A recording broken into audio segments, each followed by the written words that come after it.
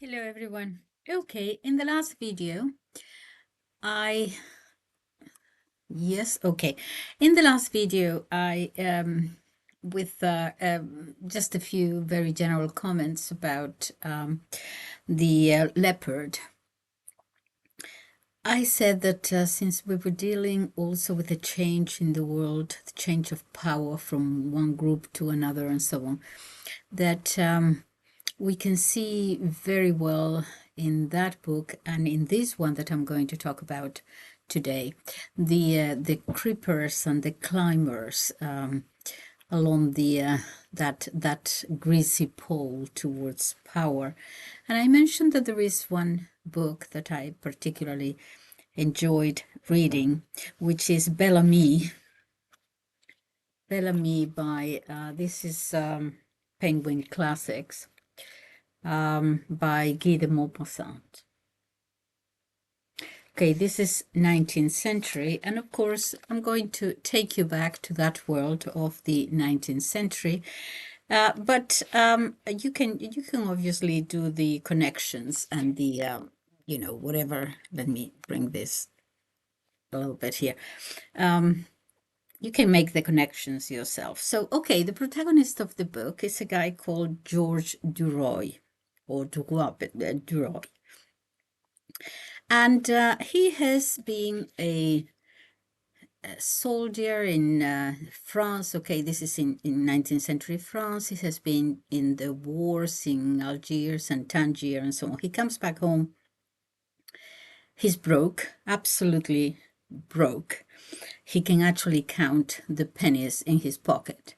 And he starts by saying, well, I'm going to sort of read you paragraphs as just for you to hear the author speaking. And he said, when he got outside, he stood still for a moment, wondering what to do next. He got up in the morning, didn't know what to do next. It was June the 28th, and he had got 3 francs 40 in his pocket to last till the end of the month. Enough for 2 dinners without lunches, or for 2 lunches without dinners, as he preferred. He reflected that the midday meal cost 1 franc 10 instead of 1 franc, instead of the 1 franc. Franc and a half for the evening meal, so that if he only had the lunches, he would still have 1 franc 20 left, which would give him 2 snacks of roll and sausage, plus 2 half pints of beer at the boulevard cafes. These were his one extravagance, and his principal way of passing the evening. So he started off down the Rue Notre Dame de Lorette. He walked as if still in his uniform, sticking out his chest, with his legs a little apart, as if he had just dismounted, and marched roughly down the crowded street, bumping people's shoulders and pushing them out of the way. He was wearing a rather battered top hat, slightly over one ear, and brought his heels down hard on the pavement. So you see what the description of the guy. Okay, so a little bit further.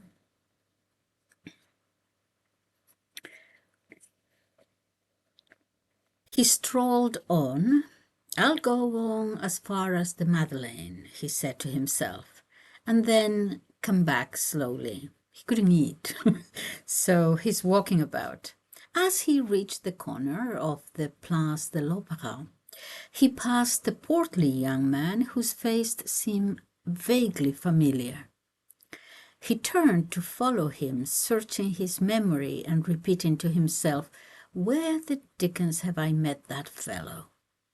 He was trying hard to put a name to the face, when suddenly, by a strange trick of memory, he saw the man again, slimmer and younger, in his military uniform. He cried, "Hello, Forestier," and quickened his pace, tapped him on the shoulder. The other turned around, looked at him, and said, "What can I do for you, sir?" Duroy burst out laughing. "You don't remember me?" "No, I'm afraid I don't." "George Duroy, of the 6 Hussars." Forestier held out both hands. "Well, old man, how are you?" "Quite well, and how are you?" "Oh," Forestier said, "I'm not too good. I've got lungs like cotton wool now. For 6 months out of the 12, I have a cough, the after effects of bronchitis, which I caught at the Bougival the year I got back to Paris 4 years ago." "Well, you look pretty fit, anyhow." And Forestier, taking his former comrade's arm, told him the story of his trouble. He gave full details of all the doctors he had consulted, their opinions and advice, and his difficulties in doing what they recommended. They urged him to spend the winters in the south of France, but he couldn't do so. He was married and a journalist in a good job. "I'm political editor of the Vie Française. I cover the proceedings of the upper house for the Salute, and from time to time write literary articles for the Planet. You see, I've done pretty well for myself." Duroy, who was starving, looked at him in surprise.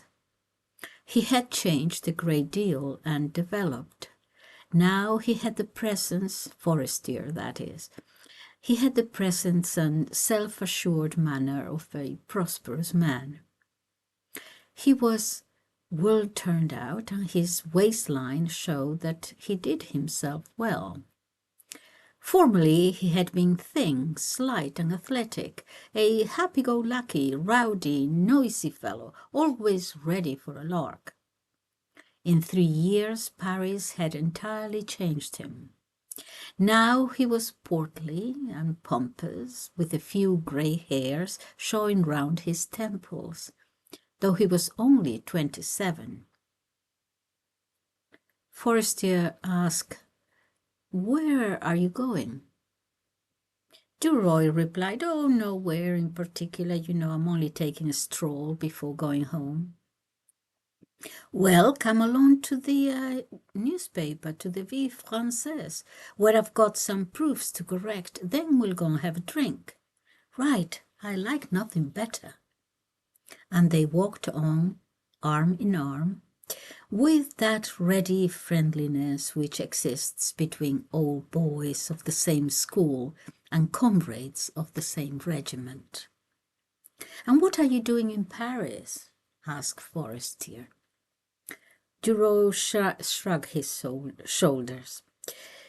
"Frankly, I'm starving.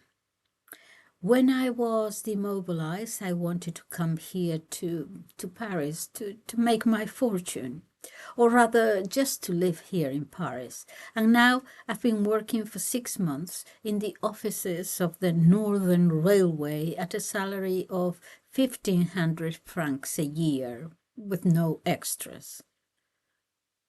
Forestier murmured, "It certainly doesn't sound a lot." "You needn't tell me that.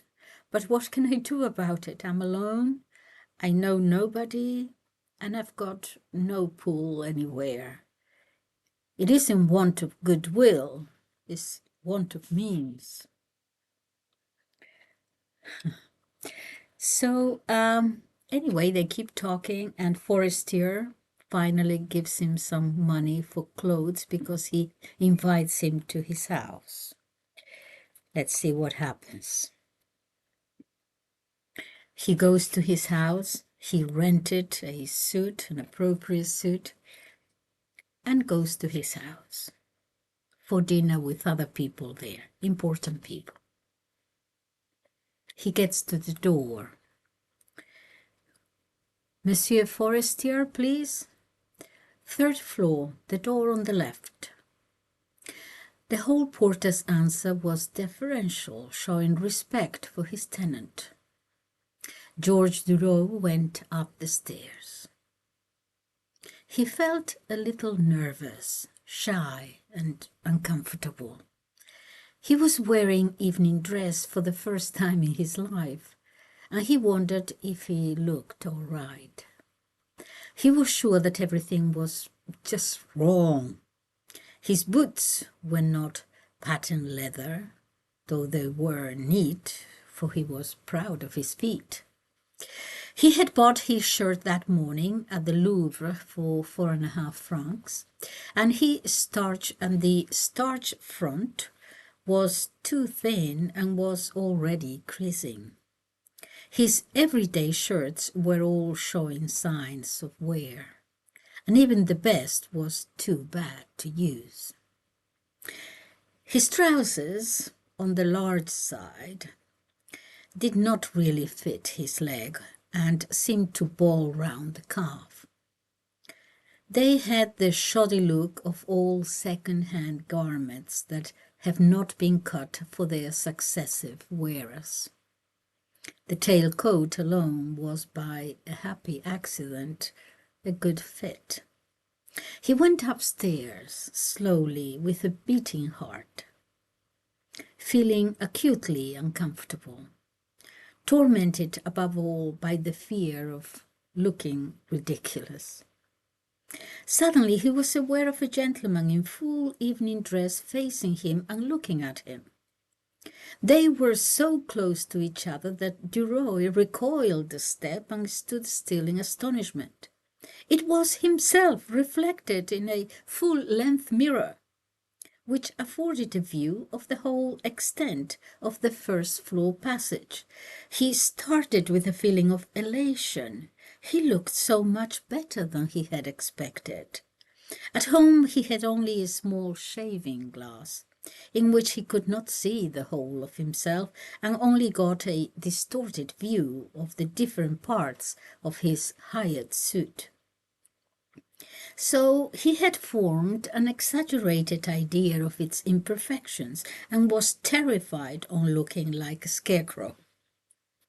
Now, in this sudden apparition in the glass, he had not even recognized himself.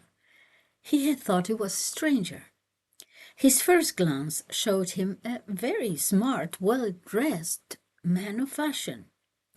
Then, carefully scanning his reflection in the mirror, he realized that the effect was eminently satisfactory. So he scrutinized himself meticulously, as actors do at rehearsal. He smiled at himself and held out his hand with gestures to express surprise, pleasure, approval, experimenting with various types of smile and soulful glances calculated to impress ladies and convey admiration and desire. Okay. So, did not speak very much during the dinner. He was very, very conscious of himself, of not belonging along, in the midst of all those people, important people. And he finally manages to say something when they're already drinking coffee and having dessert. And he manages to say, they're talking about the wars in Algiers, and he manages to say,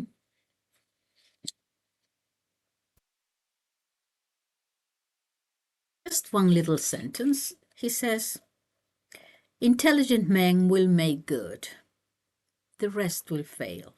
That is the law of any society. A short silence followed. Everyone was smiling.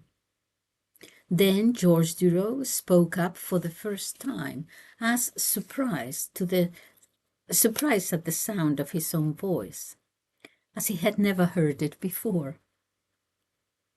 And he said, because they were talking about the war, he said, what is most lacking in Algeria is good soil. Really fertile land is as expensive as in France there. and is bound up as a speculation by the wealthiest Parisians. Genuine agricultural laborers, poor men who leave home because they're starving, are pitchforked into the desert, where nothing will grow for lack of water. That's what he said. All eyes were turned on him, and he felt himself blushing. Mr. Walter, who is actually there at the dinner, and he is the owner of the newspaper, the owner of the Vive Française, where his friend Forrester works as an editor, he was there. And he says, you know Algeria, Monsieur Duroy? Yes, sir. I was there for 28 months and spent time in all 3 provinces. Oh, my goodness. So the conversation goes on, and the owner says, well, perhaps you should write an article or 2 for the newspaper.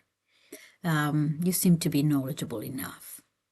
And his friend Forrester said he's trying to get him a job also as his assistant. So he gets a job at the newspaper. He's supposed to write this article. And what happens? He can't do it. He goes home that evening and he tries to write the article. And when he was talking about it during the dinner, he could say and, express himself rather well. But when he sat down to write about it, well, he had never been a writer. He didn't know how to start. How do I start? Nothing would come to him. He tried a few times. No. Anyway, the usual thing. So he's absolutely tired now. He says, probably I can't think straight because I've had too much alcohol. So what I'll do, I'll get up in the morning early and I'll do the article, because the owner, Monsieur Walter, actually had told him that since it was so much in the news about Algeria, please, do you think that you can have an article ready by tomorrow, 3 o'clock? And he says, yes, of course. So he has to write this article in the morning. So he gets up in the morning really early. He didn't sleep very well, tries, and he can't do it. And he said, oh my God, I had an opening here. I had a little bit of a possibility, and now I can't write anything. So he says, well, okay, what I'm going to do is to go to friend Forrester's house. He's a newspaper man. He's been writing. He's an editor. I'll ask for his help. I'll confess that, look, I'm finding it really difficult. It's probably because it's the first time. Could you just give me a hand here? Okay, so he decides to go and ask for help. Okay, so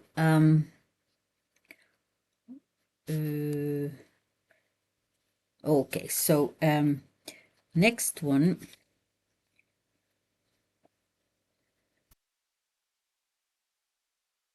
He reached his friend's house just as he was going out.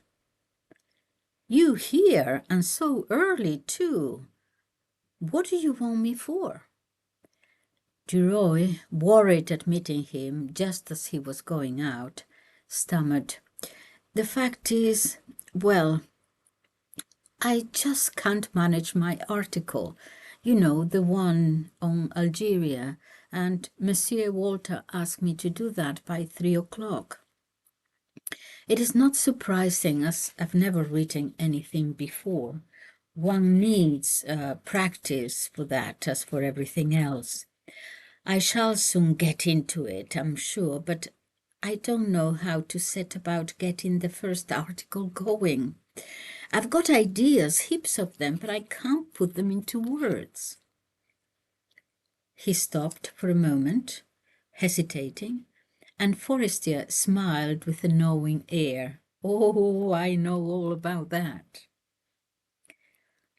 Duroy went on, yes, this must happen to everybody at the start, I suppose. Well, you see, I was coming to ask you to give me a hand.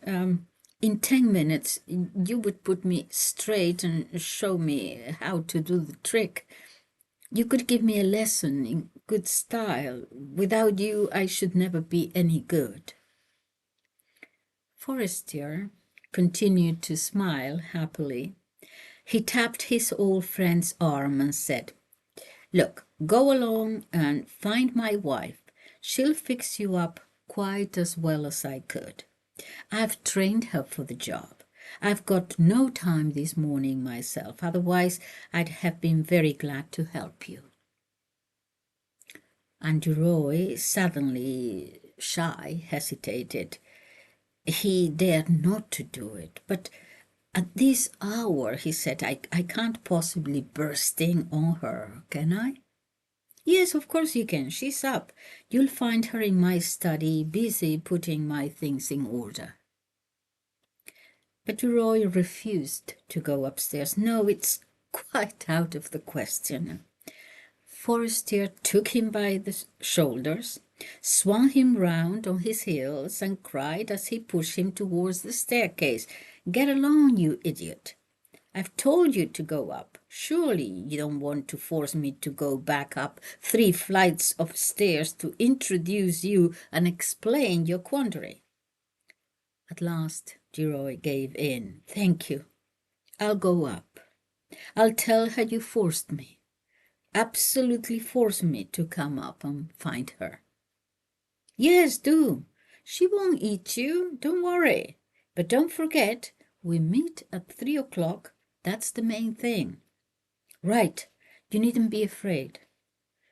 Forestier hurried away, while Duroy began to go up the stairs slowly, one step at a time, wondering what he was going to say and uncertain of his reception. The manservant opened the door to him. He was wearing an apron and had a broom in his hand. "The master is out," he said, without waiting to be asked. Duroy insisted, "Ask Madame if she will see me and tell her that I'm here at her husband's request. I met him in the street." He waited till the man returned, opened the door on the right, and announced, "Madame will receive you." She was sitting on a chair at the writing table in a small room, whose walls were entirely concealed by books neatly arranged on shelves of black wood. The different shades of the bindings, red, yellow, green, purple, and blue, gave color and variety to the uniform rows of volumes. She turned, smiling all the time, draped in a white dressing gown trimmed with lace, and held out her hand, showing a bare arm in the white sleeve. You know where this is going. Okay. "Are you back so soon?" she said, adding, "That's not a reproach, only a question." He stammered, "I didn't want to come in, but your husband, whom I met downstairs, insisted. I'm so ashamed that I dare not tell you what brings me here." She pointed to a chair. "Sit down and tell me." She was toying with a quill pen, twiddling it round neatly in 2 fingers.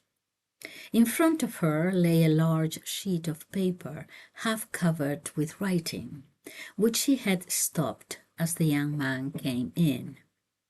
She seemed quite as much at home at this writing table as in her drawing room with her needlework.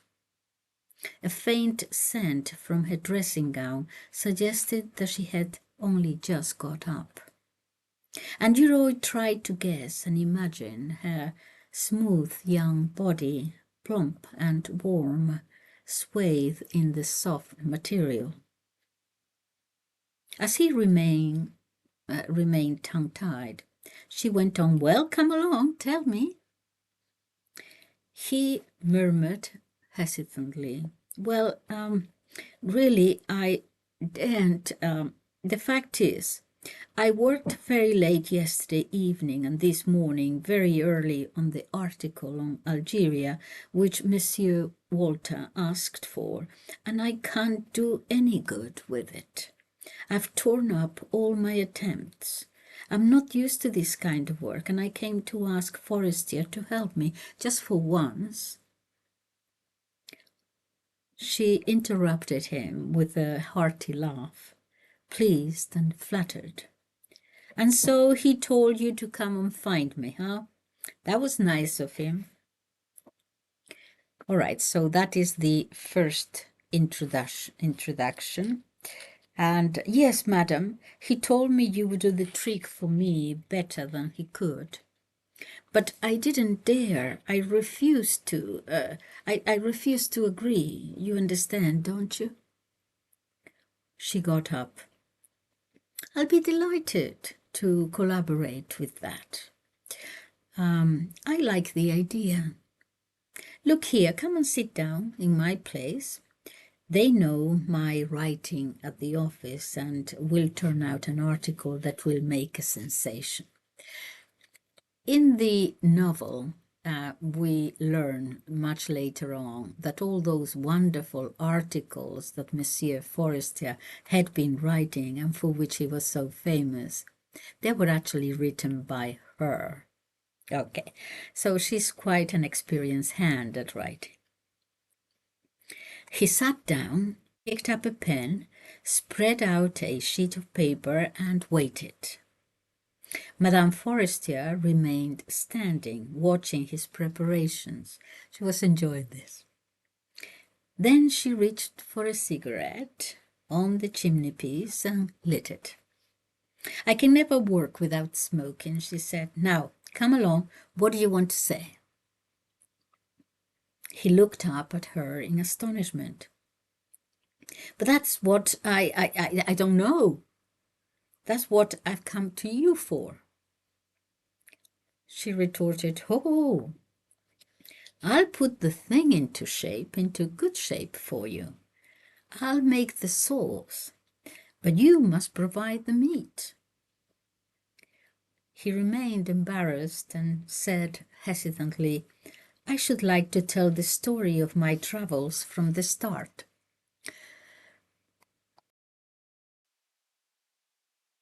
She sat down opposite him on the other side of the broad desk and said, looking him straight in the face, well, tell me the story first, as if you were just talking to me alone. Do you follow? Quite slowly, not forgetting anything, and I'll pick out what is suitable. But as he didn't know how to begin, she started to interrogate him, as a priest might have done in the confessional, asking detailed questions which brought back to him little things he had forgotten, people he had met, and faces he had only just seen. After getting him to talk in this way for barely a quarter of an hour, she interrupted him. Now we'll begin. First of all, imagine that you are giving a friend your impressions. That will allow you to bring in a lot of amusing trivialities and speak quite frankly. In fact, be perfectly natural and witty, if possible. Now fire ahead. What about this for a start? My dear Henry, you ask me about Algeria. Well, I'll tell you. Having nothing to do in the little mud hut where I live, I'll send you a sort of diary of my life here, day by day and hour by hour. It may be a bit crude at times, but no matter. You needn't show it to your lady friends. She paused to relight her cigarette, which had gone out, and immediately the shrill scratching of the quill pen on the paper stopped. Now we'll go on, she said. Then you start. Algeria is a large French territory on the fringe of great unexplored tracts called deserts, the Sahara, the Central Africa Desert, and so on. Algiers is the gateway to this mysterious continent, a charming white town. But first of all, you've got to get there, and not everybody enjoys that. I am, as you know, an excellent groom, for I look after the colonel's horses, but you can be a good horseman and a bad sailor, and that's my case. You remember Major Simbretas, whom we nicknamed Dr. Emmett? When we thought we were due for 24 hours in the blessed paradise of hospital, we paraded sick. He would be seated with his fat legs in scarlet trousers wide apart and his hands on his knees, his arms with elbows raised, forming a bridge, rolling his great goggle eyes, and chewing his white moustache. You haven't forgotten his invariable description. This man has got a stomach upset. Give him the number 3 emetic I always prescribed, and with 12 hours of duty he will be all right. And they continue. Madame Forestier rubbed her hands, delighted at her original idea. She got up and began to walk about the room after lighting another cigarette and went on dictating, blowing smoke rings, which first rose straight up from the little round hole formed by her pursed lips, and then spreading out, dissolved, leaving here and there in the air grey trails, a sort of transparent haze like the strands of the spider's web. All right. So, okay, let me look at my notes now. So, anyway, fine. The article was written, the article was accepted. But now that he's doing he starts doing quite well in the office, little by little. And he also is the assistant to Forestier, yeah, and he does things for him. He tells him, go and interview this police officer, go here, go there, and he does all that, all the errands. And doing all these errands, it's getting to him a little bit. He feels inferior, and so he tries to write more, but he can't. The articles are not accepted. They are not very good. So now he's beginning to feel a little bit humiliated. Let's see.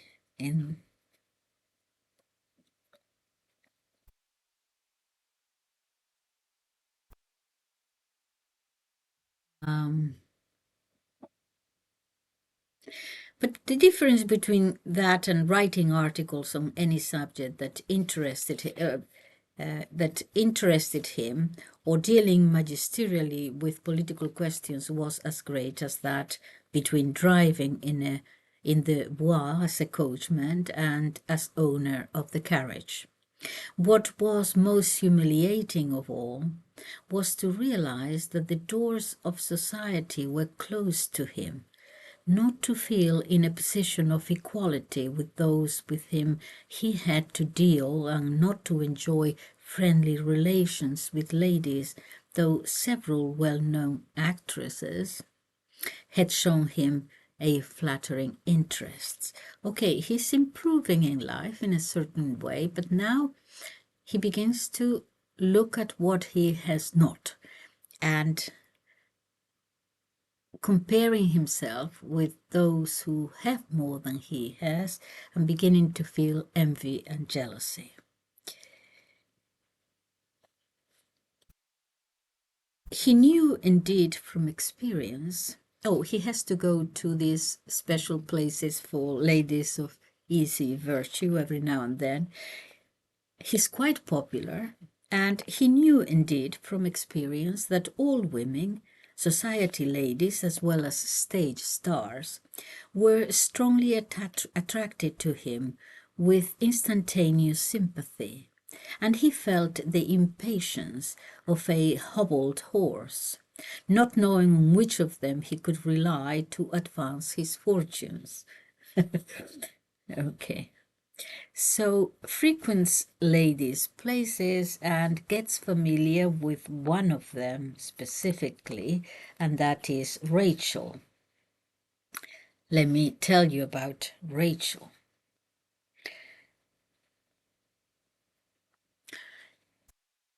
Very familiar with her. He only has to go there and she's waiting for him and so on. But at the same time, he manages to have a lady of society, sort of halfway, yeah, to sort of be interested in him and fall in love with him. And he has this little affair with her. And this particular lady actually, just for fun, likes to go to where the working class is, to the people, to the places they frequent, the taverns and the low class. She loves that. It's kind of a bit of an exciting thing to do for her. So this time, she wants to go to this particular place. It's sort of a halfway between a tavern and a place where these ladies stand around and stage performers and so on. And she says to him, one evening she said, believe it or not, I've never been to the Folies Bergère. Will you take me there today? Now, this is the place where Rachel is, who knows him. And you're going to see here these two things going on between these two women.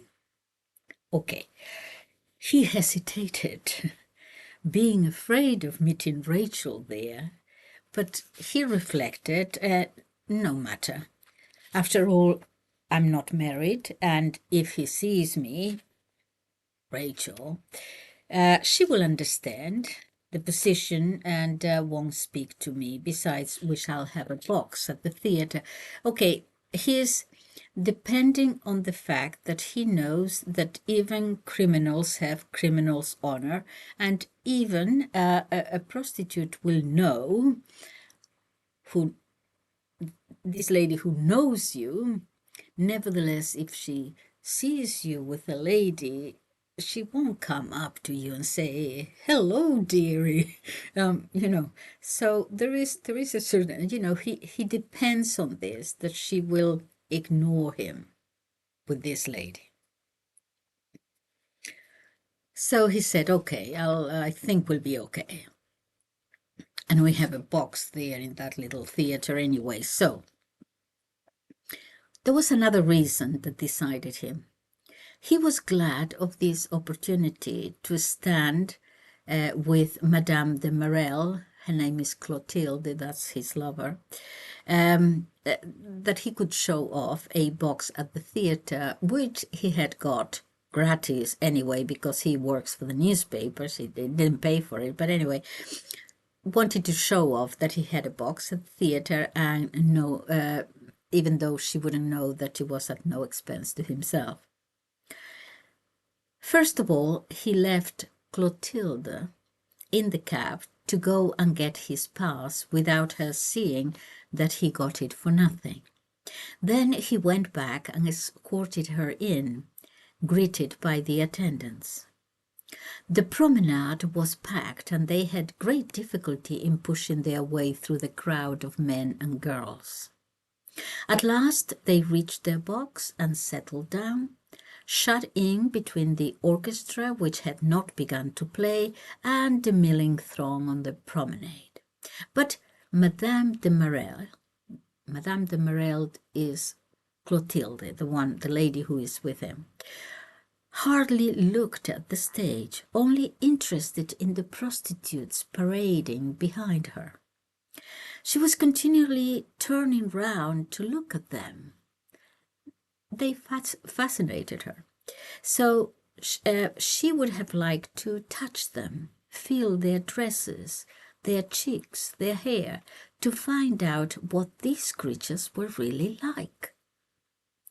She suddenly cried, there is a fat, dark girl over there who's looking at us all the time. I thought just now that she was going to speak to us. Did you see her?" "Oh dear."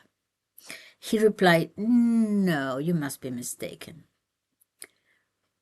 But he had seen her for some time. It was Rachel, prowling round with anger in her eyes and wild words on her lips. Duroy had brushed past her, did not acknowledge her. That's the problem. That is the problem. Did not even acknowledge her. Duroy had brushed past her as they came in and were pushing through the crowd. And she had said, "Good evening," in a whisper with a wink that had meant, "Don't worry, I understand." But he had not answered her advance, afraid that his mistress would notice, and he had passed on coldly, looking straight ahead, contemptuously. The girl, already feeling the prick of unconscious jealousy, turned back and, brushing past him again, said in a louder voice, "Good evening, George."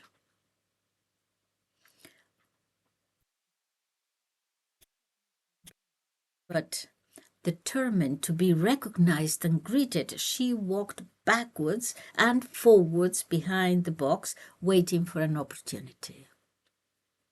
When she saw that Madame de Marelle was looking at her, she tapped Duroy on the shoulder, saying, "Good evening. How are you?" But when he did not turn round, she went on, "Look here. Have you got deaf since Thursday?" Again he did not answer, putting on the haughty air of a man unwilling to demean himself even by speaking to a prostitute. And she uttered an angry laugh. "Are you dumb too? Perhaps your lady here has beaten your tongue out?" With a furious gesture, he cried out in exasperation, "Who has given you leave to speak to me so? Clear off, or I'll have you arrested." Then, with a venomous glance and swelling throat, she shouted, "Oh, it's like that, is it? Look here, you cad, when you've slept with a woman, you at least bow to her. The fact that you've got another woman today is no excuse for not recognizing me. If you had given me a nod when I passed you just now, I'd have let you alone. But you got on your high horse, and I'm going to teach you a lesson. You won't even say good evening when I meet you." Okay, so that's that little thing between the two women. Now, going on with the story, he has a salary now, is quite good. He's doing much better. He's still a little bit broke though. From time, because he's actually earning more but also spending more. So he is in a at this particular moment, he doesn't have any money and he has to go round, making the rounds, asking his friends if they could lend him 5 francs, 10 francs. Don't worry, it's just that I'm a little bit out of pocket, that kind of thing. Okay. But after a while, no one lends him any money. So he decides to go for broke. What does he do? He goes to the office himself to speak to Forestier, his boss, really.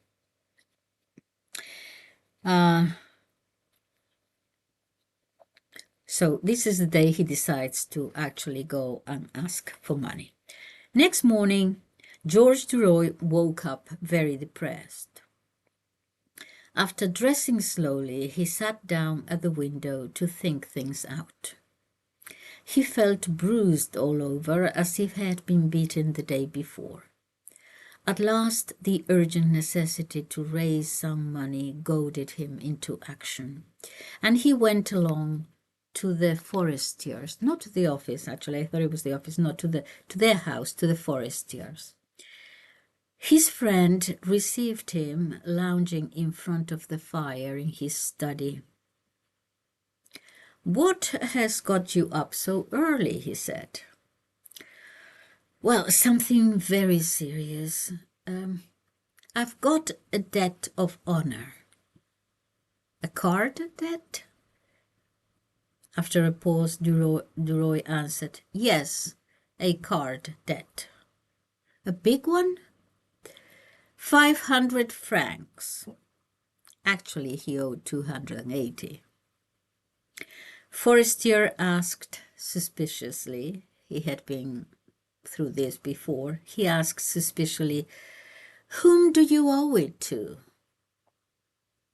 Duroy hesitated. To Monsieur de Carleville." "Indeed. Where does he live?" "Oh, he lives in a street called..." Forestier burst out laughing. "You mean in Never Never Street? Cloud Cuckoo Land?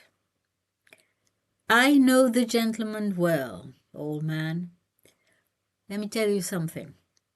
If 20 francs are any good to you right now, you can have them, but no more." All right. So,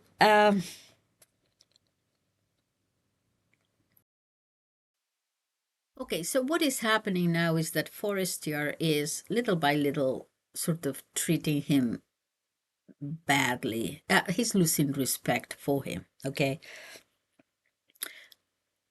So sometimes he feels humiliated. At the same time, Forestier's illness, his lungs are getting worse and worse. And he begins, Duroy begins to actually hate him a little bit because of his jealousy, really. And it crosses his mind that Forestier actually might die soon. Now, Forestier is the one who helped him when he was starving. Okay, he doesn't show a great deal of respect for him, but he helped him. Now he's beginning to feel he wouldn't mind, actually, Forestier dying. He's not doing very well. He'll probably die soon. And what comes next? How about he's very, very popular with the ladies. He's a good-looking man. So how about if, a little jump ahead, start sort of courting his wife a little bit, subtly, you know, I mean, nothing open or vulgar, but start putting things in her head. You have to keep appearances, yeah? So, Forestier, feeling weak and ill with an obstinate cough, was making things difficult for Duroy at the office. He seemed to be racking his brains to find awkward jobs to give him. That is how he felt, yeah? One day even, in a moment of nervous irritation after a choking fit of coughing, when Duroy had failed to bring him a piece of information for which he had asked, he growled, "Good God, you're a bigger fool than I thought." Duroy would have liked to box his ears, but he restrained himself and went away, murmuring, "I'll get my own back on you."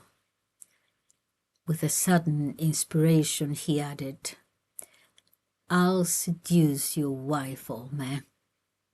And he left the room, rubbing his hands, delighted at the idea.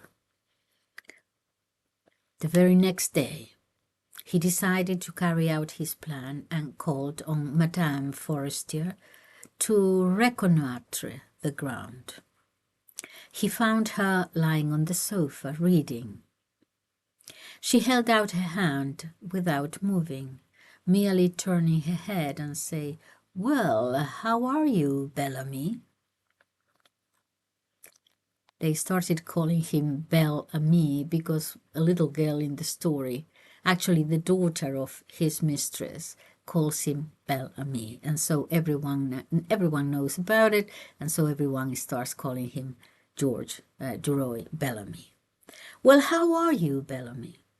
He felt as if he had a slap in the face. "Why do you call me that?"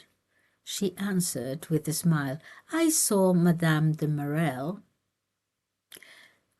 his mistress, "a week or two ago, and she told me how you had got that name at her house." Goes on, and then he was sitting close to her, and he looked at her with a new curiosity, the curiosity of a collector in a second-hand shop.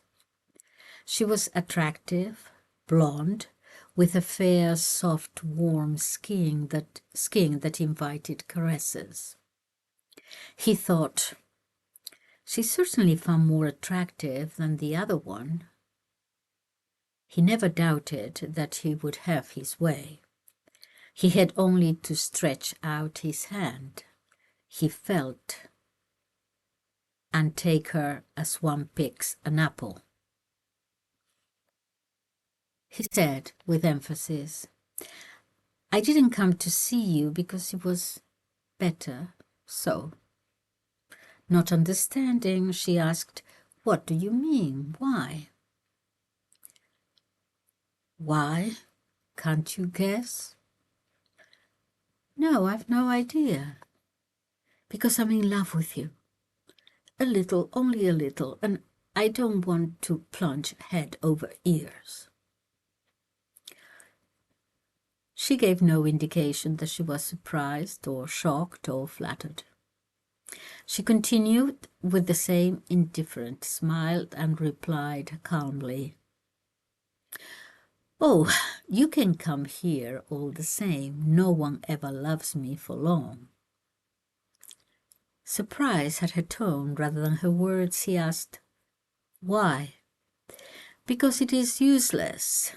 I've always made that clear at once. If you had told me your fear for not coming here sooner, I would have reassured you and urged you, on the contrary, to come as often as possible." He exclaimed pathetically, as if one could control one's feelings. She turned towards him. "My dear friend, when a man is in love, I cross him off from the number of the living. He is insane, and not only that, but dangerous too. I break off all friendly relations with anyone who falls in love with me or affects to do so. First of all, because he bores me, and secondly, because I'm suspicious of him as of a mad dog who may at any moment have a fit. So I put them all into moral quarantine till the disease has passed. Don't forget this. I know perfectly well that with you love is a purely physical appetite, while with me, on the other hand, it would be a kind of spiritual union, something that doesn't enter into a man's religion. You men only know the letter of love. I know the spirit. But now look me straight in the face." She had stopped smiling. Her face was calm and cold as she went on stressing every word. "I shall never, never be your mistress. Do you understand? It would therefore be useless. Indeed, it would be bad for you to persist in your desire. And now that I have performed that psychological operation, Shall we be friends? Good friends? Yes, true friends, without any mental reservations? He understood that further advances would be useless in face of this sentence from which there was no appeal. He accepted the position quite honestly and, delighted at the prospect of having her as an ally in the battle of life, he held out both hands, saying, "I am your servant, madame, on your own terms." Okay. So he continues to at the paper. He's doing quite well, and he's going to at this particular day. He is going to dinner. They're always having dinners in high society. Going to have dinner with lots of very, very important people again. Very, very rich. Okay, so.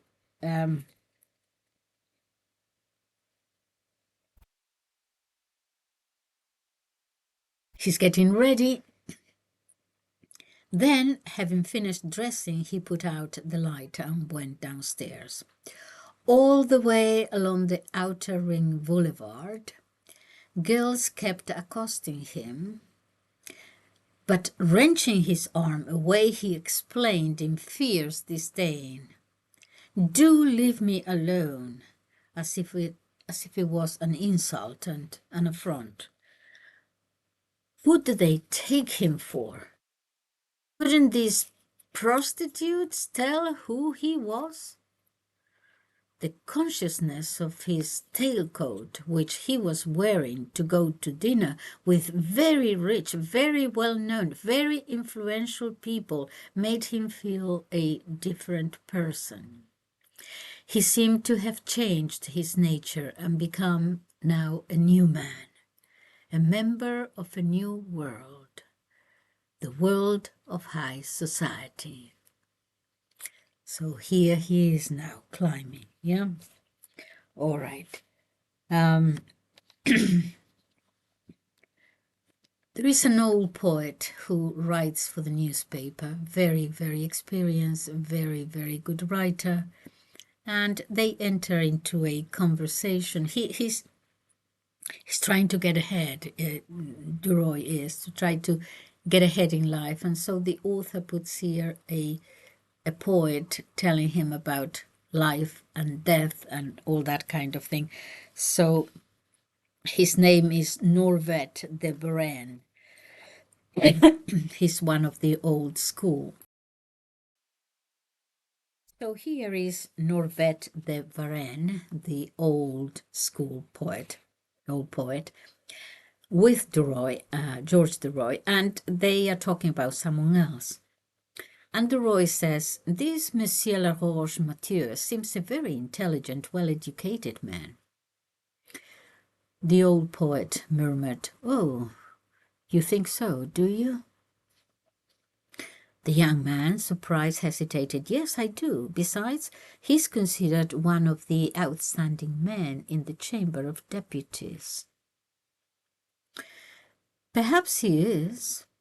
In the kingdom of the blind, the one-eyed man is king. You see," says the poet, the whole lot of them are mediocrities. Their outlook is confined between the two walls of money and politics. They are all nitwits, my dear fellow. There is nothing one can talk to them about. Nothing of all the things we love. Their brains are bogged down in mud, or rather in a cesspool like the Seine at Asnières. The fact is, it's hard to find one man with any breath of vision, anyone who gives you the feeling of a breath of fresh air off the sea. I have known a few, but they are all dead. Norbert de Varenne spoke in a clear but muted voice which would have echoed in the silence of the night if he had not restrained it. He seemed deeply moved, depressed with a kind of sadness which sometimes affects the soul and makes it shiver like the earth in frost. He continued, "Anyhow, what difference does a little more or a little less intelligence make when everything is so transitory?" He fell silent at Duroy, and Duroy, who was feeling cheerful that evening, said with a smile, "You've got a fit of the blues today, sir." The poet answered, "I always have, my dear boy, and in a few years you'll be just the same. Life is a hill. While one is going up, one's eyes are fixed on the summit and one is happy. But when one reaches the top, one suddenly sees the descent with death at the bottom. Going up is a slow process, but going down is swift. At your age, one is cheerful. One hopes for so many things which never really materialize, in fact, most of the time. At my age, one has nothing to look forward to except death." Duroy laughed. "Confound it, you're giving me the shivers." Norvède de Varenne went on, "No, you don't understand me now, but someday you'll remember what I'm saying to you today.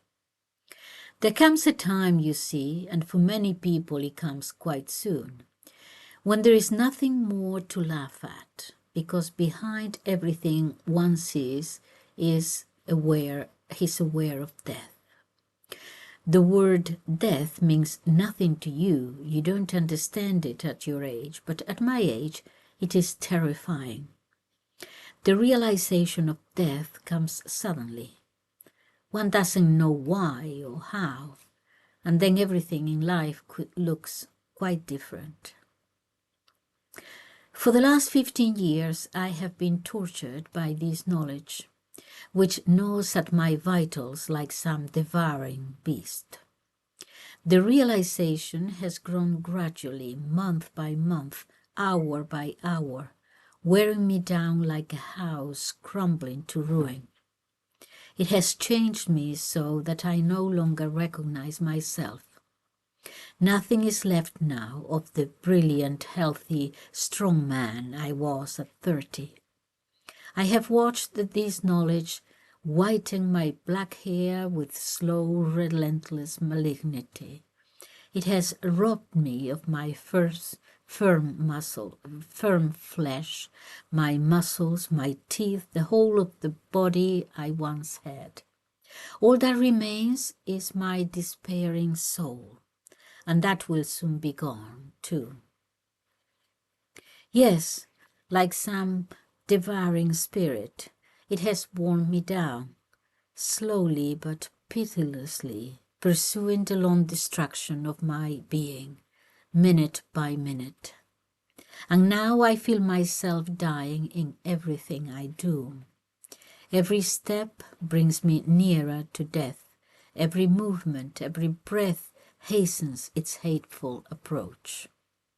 Breathing, sleeping, eating, drinking, working, dreaming, everything we do is dying.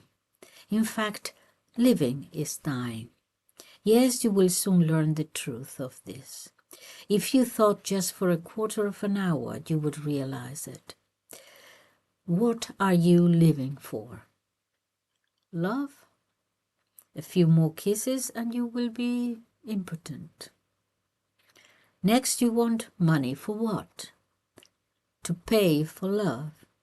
Will that bring happiness? To be able to overeat and put on weight and groan night after night in the agonies of gout? And after that, what? Success? What is the use of success when one can no longer enjoy its fruit in the form of love? And then what? Always death at the end. I now see death so close that I often want to stretch out my hand to push it away. Deaths cover the earth and fills the sky. I see it everywhere. Insects crushed in the road, falling leaves, a white hair noticed in a friend's beard, tear at my heartstrings, shouting, "Here is death!" Death spoils everything I do, everything I see, what I eat, what I drink, everything I love, the moonlight, the sunrise, the open sea, the beautiful rivers, and the summer evening air, so sweet to breathe. He was walking slowly, a little out of breath, dreaming aloud, almost oblivious of his auditor. They were walking along together, and he went on. This is rather depressing, but I thought it was worth reading it anyway.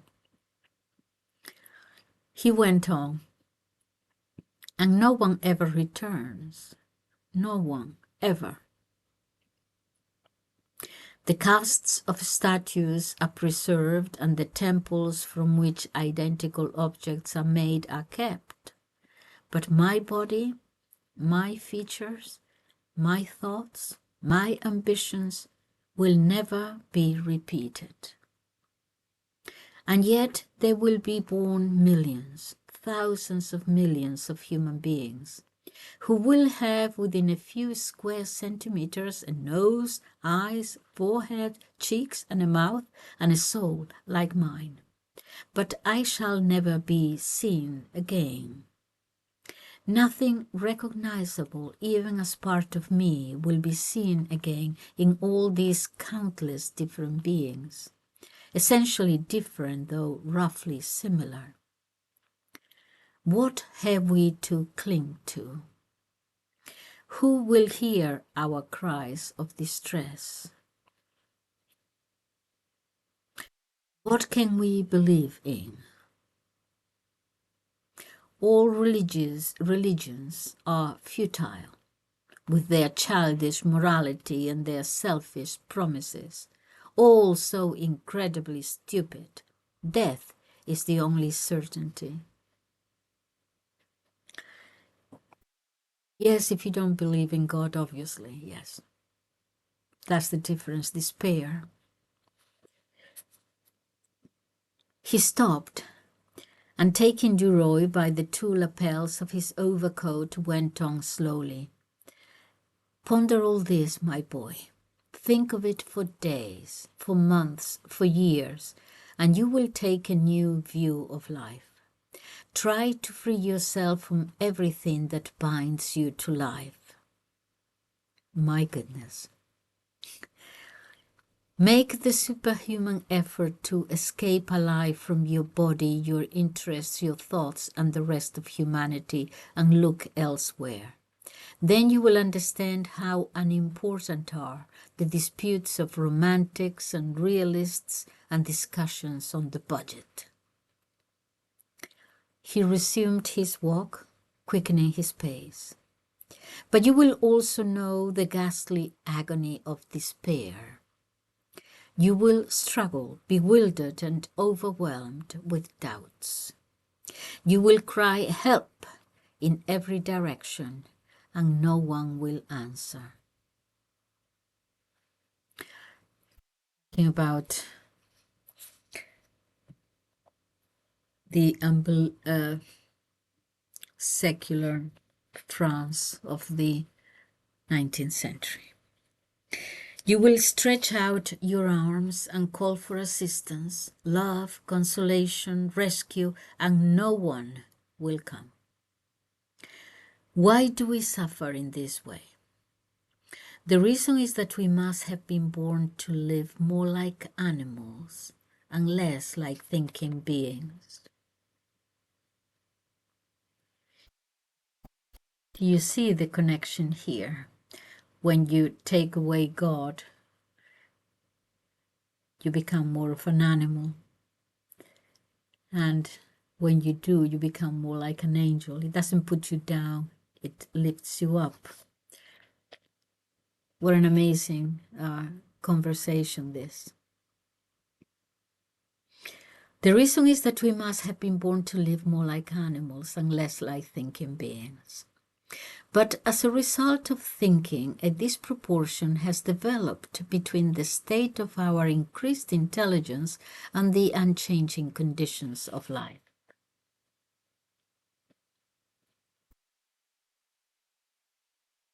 I think it's the opposite.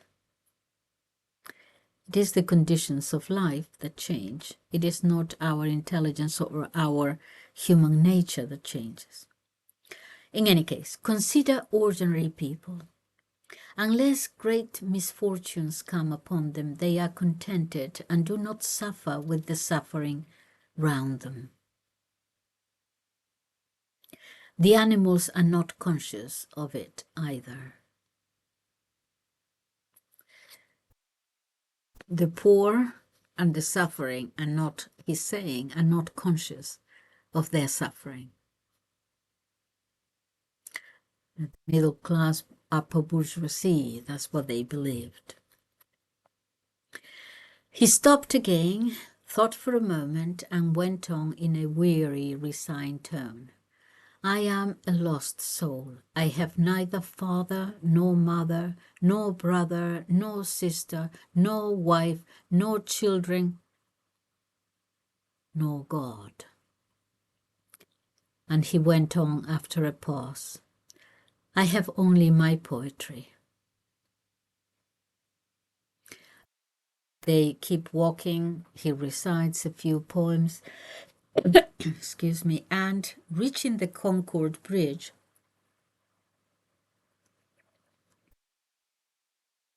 they crossed it in silence and went on past the Palais Bourbon.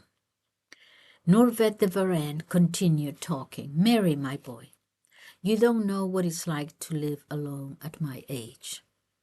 Today, loneliness fills me with unbearable misery as I sit by myself by the fire at home in the evening. I feel alone in the world, terrifyingly alone, but surrounded by undefined dangers, something mysterious but frightening.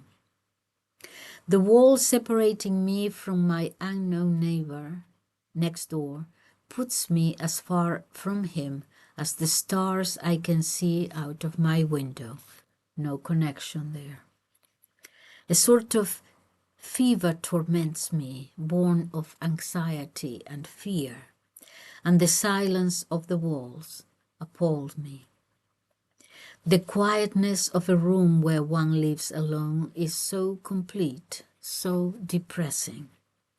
It affects not only the body but also the soul, and when a piece of furniture creaks, one's heart gives a start, for one expects no sound at all in the dismal room.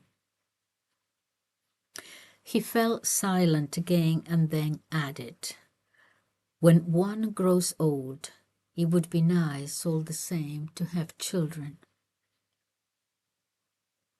They were now halfway down the Rue de Bourgogne. The poet stopped in front of a tall house, rang the bell, shook hands with Duroy and said, forget an old man's maundering, my dear fellow, my dear boy, and live according to your age. Good night. And he disappeared down a dark passage. Okay.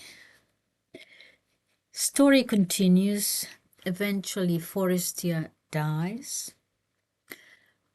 His wife, they had gone to the south of France to help him, with the warm weather, to help him a little bit. And his wife, Madeleine is her name, writes him a note saying, you remember that you promised that if I were ever in need of someone that to call you, to write to you. Well, he is dying. I do need some friends around me, and would you please come? So he's there. He's there when Forestier passes away. And here it is.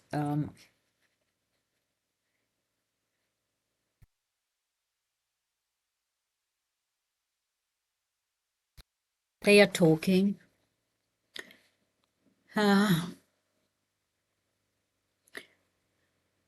He just died a few minutes earlier.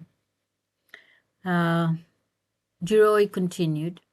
This is a talking to his wife, yeah, to Madeleine. Duroy continued, this is a grievous blow for you, a complete upset of your life, heartbreaking, wrecking your whole existence. She heaved a deep sigh without answering and went on.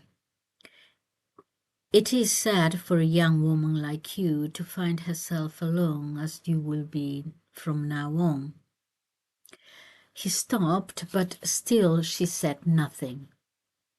He stammered, whatever happens, remember the pact between us. Use me in any way you wish. I am entirely at your service. You remember how explicit she had been. Okay, I am entirely at your service. She held out her hand to him with one of those affectionately melancholy glances that tears at the heartstrings. Thank you. You are kind, more than kind. If I dared, and if there was anything I could do for you, I too would say, count on me.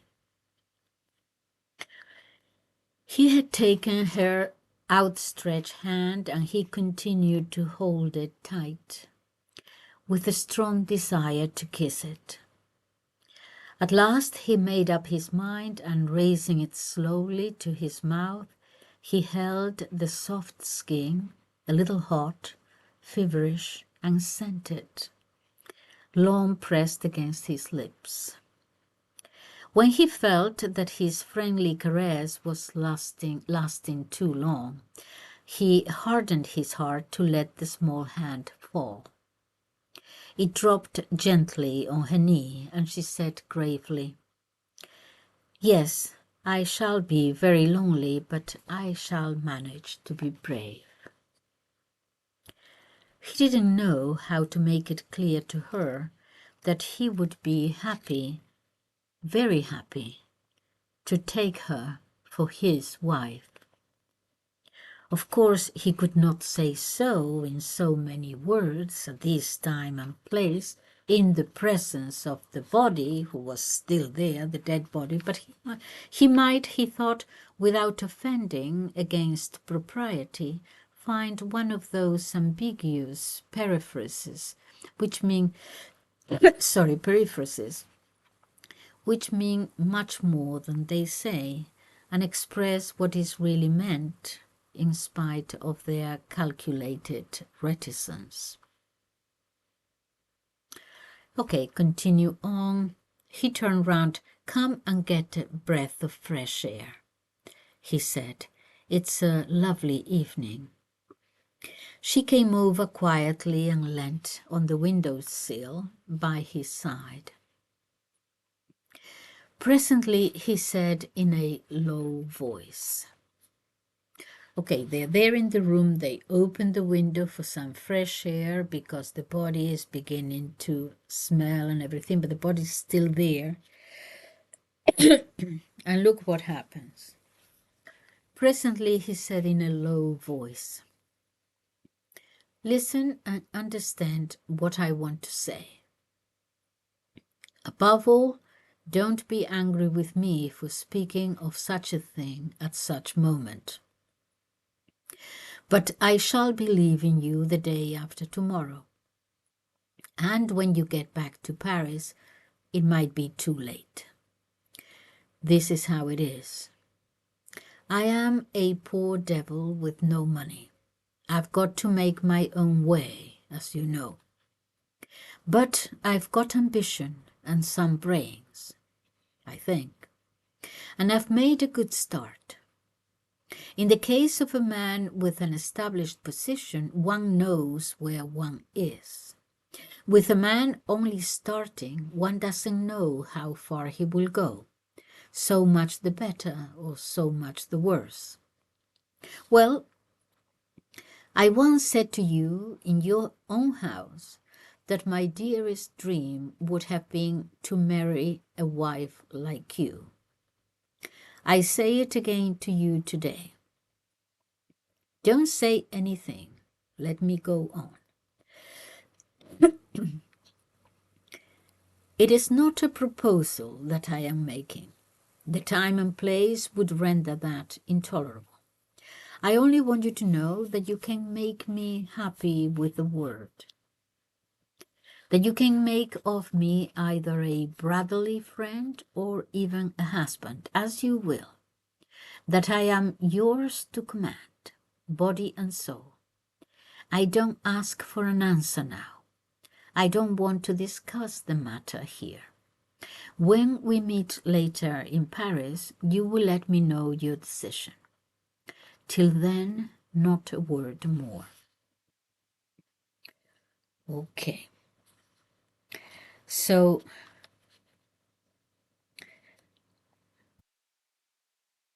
okay. Let me see. So, moving the story right along now, they will get married. She will eventually say yes to him. It's good for each one of them. They both have their reasons. He to advance in society, and she also has a big secret here, and she has been in love. She has a lover. She has been in love with him for a very, very long time. She really loves him, has been his mistress, even before when she was married to Forrester. This is the man that she truly loves. But she decides to say yes to him, and they get married. He should be happy now because he is really advancing in the world. She's a woman of society, a lady, and she knows everybody. She's very interested in politics, and she has been writing articles on politics, who's who and who is in and who is out forever, writing her old husband's articles, as a matter of fact. She knows everybody. She has real power. She can make careers and destroy them. She's also very friendly with the owner of the newspaper, La Vie Française, and with his wife. And so, cut a long story short, he manages to get her husband's old position, to be the editor of the newspaper. They're very powerful now. They constantly go to dinners with politicians. Indeed, politicians actually court them. They come to their house. They want to be in their circle. They are now, both of them, very, very powerful. But at home, they are not kindred spirits. There is a barrier there, and he soon gets tired of her, so he starts going back to his old mistresses and so on. So at home, not very well, but as a couple, a very powerful couple. So he got that far up, should be happy. His ambition, he fulfilled his ambition. Remember, he was practically starving, yeah? No. Now he wants to go for the wife of the owner of the newspaper, for Madame Walters.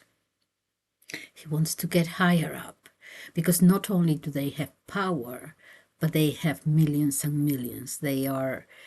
He is always playing in the stock market, and they have, so he wants to be there now. He compares himself with that kind of wealth as well as power. Okay, so He's going to go for the Madame Walters now, who is already middle-aged. She has 2 daughters, grown-up daughters, but she's still a very fashionable lady.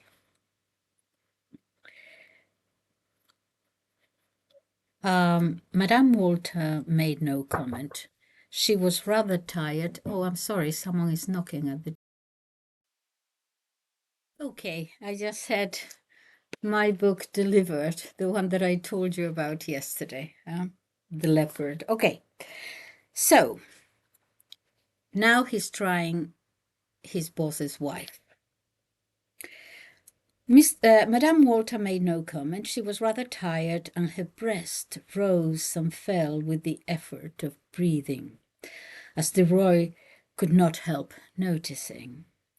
From time to time he caught her eye, an anxious, shy glance, immediately withdrawn, and he thought, I wonder, can it be that I have made a conquest there? Okay. So,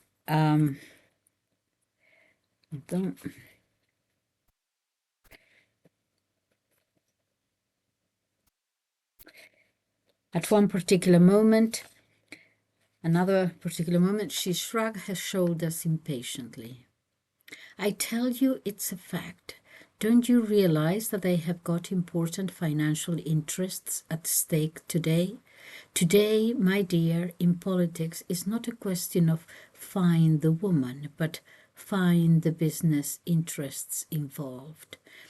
What is happening here? That her husband, who's a very wealthy man, has deals with politicians about, believe it or not, this is 19th century, how to actually start wars here and there, especially in Africa, in order to make money out of it. They know how to deal in the stock market. And if they say to the public, no, we are not going here, we're not invading, and they do something, they buy this, and then they do the opposite, it means that overnight they can make billions. And they are doing that. And she, Madame Walters, hears a conversation. And so now she's actually getting interested in him, in De Roy, and tells him about a little conversation that she overheard. And she said, because she's now quite interested in him, but dares not, do anything about it.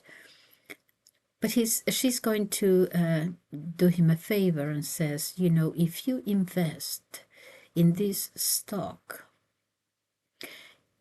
in a week, you would have made 70,000 francs out of this war or not war. They're playing with wars in order to make money. This is 19th century. Okay, so next day, when she was going to send her invitation to, this is his wife still, Madeleine.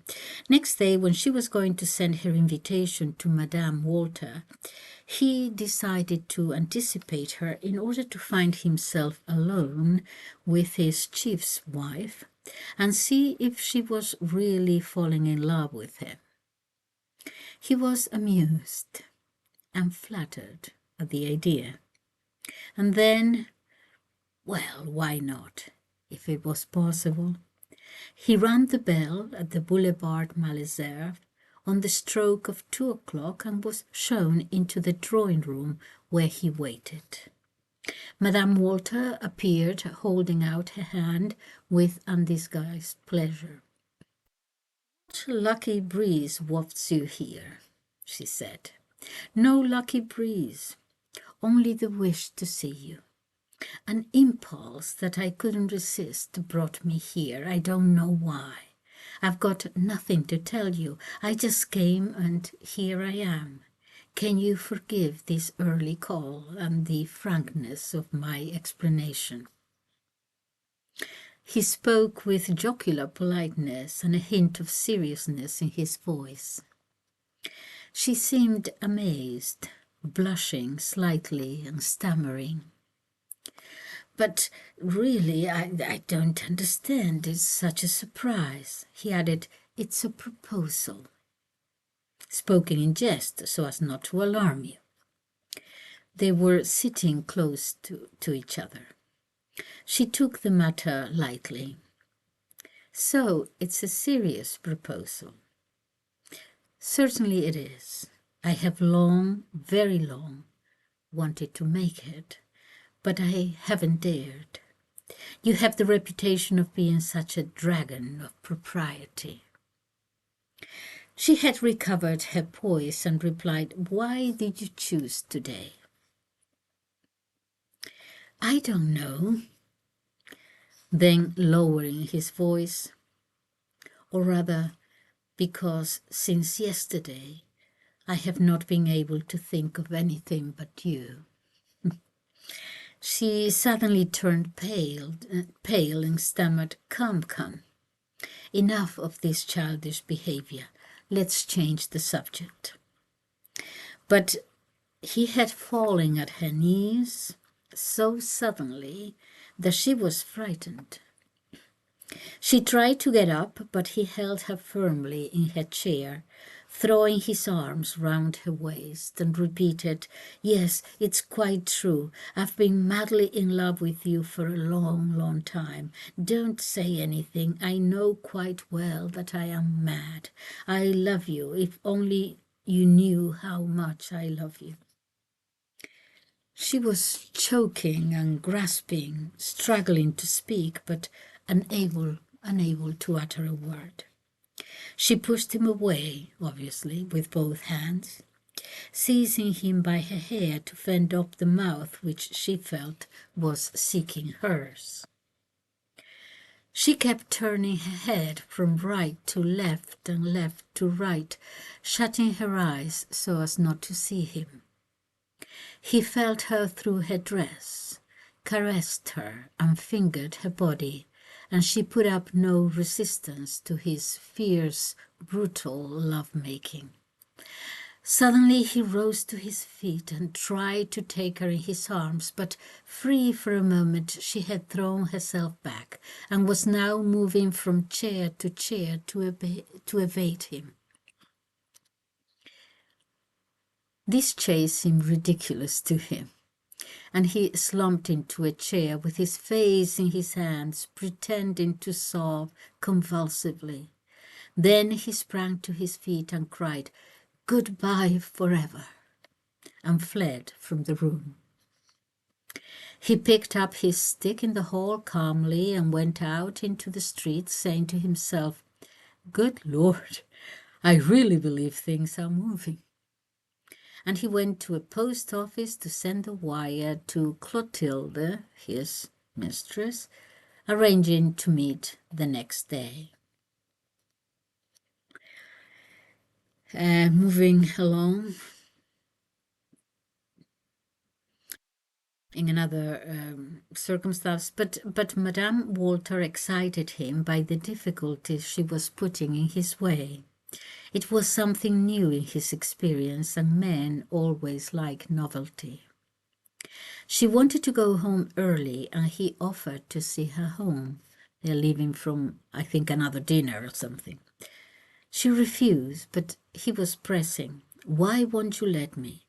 You're making me very unhappy. Don't make me think you haven't forgiven me. You can see my self-control." She replied, "But you can't desert your guests like this." Oh, okay, they were in their house. "You can't desert your guests like this." He smiled. "I should only be away 20 minutes. My absence wouldn't even be noticed. If you refuse, I shall be very seriously offended." She murmured, "Very well, I accept." But as soon as they were alone in the carriage, he seized her hand and, kissing it passionately, cried, "I love you, I do love you, let me tell you so. I won't touch you, I only want to tell you again and again that I love you." She stammered, "Don't. After what you promised me, it's all wrong, it's all wrong." He appeared to make a great effort and went on in level tones. "Look, you see how I control myself. But all the same, just let me say this. I love you. Let me say it every day. Let me come to your house and kneel at your feet for 5 minutes to utter these 3 words while I gaze at your lovely face." She let her hand lie in his and answered breathlessly, "No, I won't have it, I won't. Think what people would say. Think of the servants. Think of my daughters. No, it's impossible." He went on, "But I can't leave without seeing you now. Either at your own house or somewhere else, I must see you every day, even if only for a minute. I must touch your hand and breathe the air stirred by your dress. I must admire the beautiful lines of your body and gaze into your intoxicating eyes." Guys, why don't you talk like that, even if it's not true? You don't say these beautiful things anymore. Anyway, she listened, trembling to these lovers' commonplaces, and stammered, "No, it's impossible. I cannot listen to you." He was talking in a whisper, realizing that he must capture her gradually.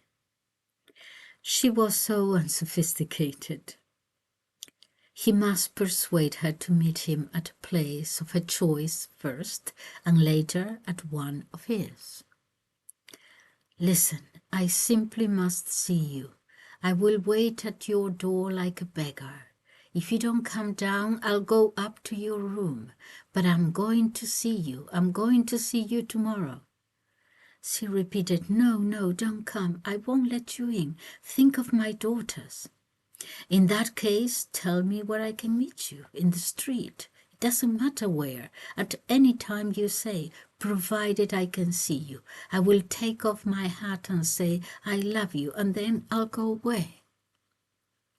She hesitated, distraught, but as the carriage drove up to her door, she murmured very quickly, "Very well. I'll come to Trinity Church tomorrow at 3:30. Okay, so that's another conquest that he does. That's the actual wife of this multi-billionaire guy who owns the newspaper. Hopefully he won't die. or he will in his case. Okay, so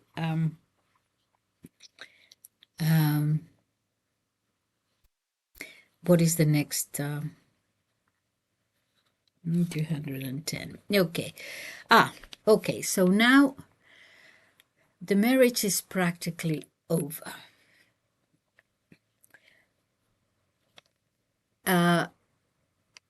We're going to see how his wife's lover, who was also a multimillionaire, he dies and leaves her all the money. He has no family, leaves her all the money. Let's take this by steps. First, 240. Let me see if I can find it here.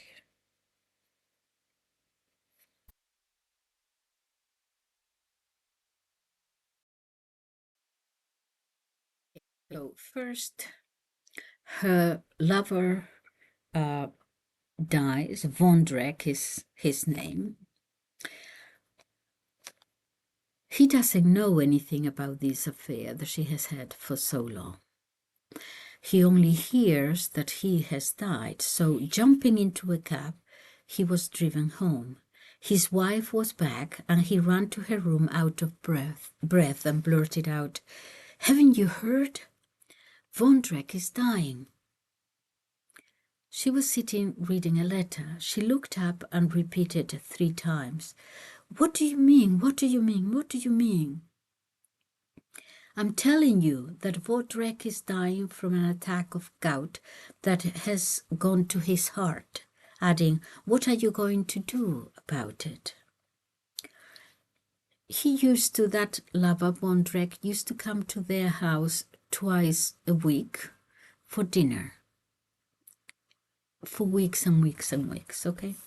She got up pale as death, her face twitching nervously, and burst into floods of tears, burying her face in her hands. She stood there, shaking by sobs in an agony of distress. Suddenly she controlled herself, and drying her eyes, she said, "I'm going to him. Don't worry about me. I don't know what time I'll be back. Don't wait for me." He replied, "Right you are, get along." They grasped each other's hands, and she went out in such a hurry that she forgot her gloves. After a solitary dinner, George sat down to write his article.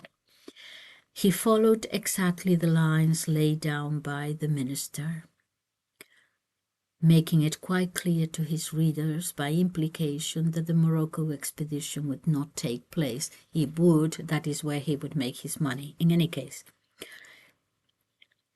Madeleine came back after midnight.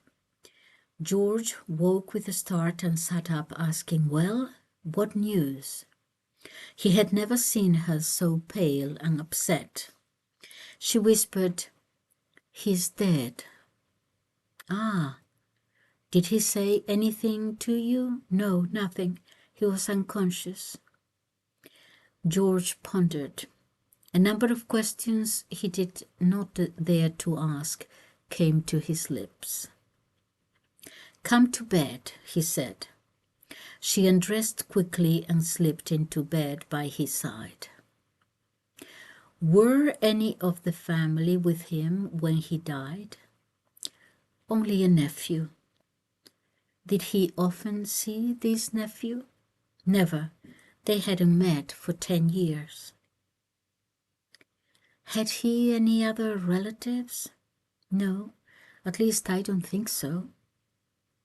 "Then will the nephew come in for his money?" "I don't know." Vondrek was very well off, wasn't he? "Yes, very." "Do you know how much he had?" "No, not exactly. 1 or 2 or 3 million francs, perhaps." He said no more, and she blew out the candle. They remained lying side by side in the darkness, not speaking, but not asleep, thinking. He did not feel like sleep now. Now he thought nothing of the 70,000 francs that Madame Walter had promised him. Suddenly he felt that Madeleine was crying and asked to make sure, "Are you asleep?" "No," and her voice shook and quavered. Okay. So we find out that he has left all the money to her. The solicitor, the notary public, calls them and gives her the news. But of course she is a woman, so the acceptance of the inheritance has to be signed by him. He says that he will not sign right away. He has to think about it. What about? Well, I have to think about a few things. Sure enough, he says to her, "If you want me to sign, you will have to give me half of it." Why? Well, you see, because the way I see it is that if he has left you all his money, as he has, I'm going to be the laugh of the town because everyone will realize now that you two have been lovers. However, if he were to leave half to you and half to me, that would tell everybody that, he was a friend of both. Anyway, long story, but she does sign, so he gets those 500,000 francs or something like that. And after that, he wants to get a divorce because he wants to climb higher. He devises something by which she is accused of adultery and all kinds of things. Okay, but anyway, he takes half of the inheritance. Meantime,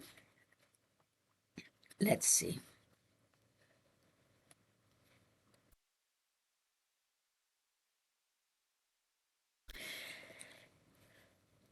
He receives a notice, a note.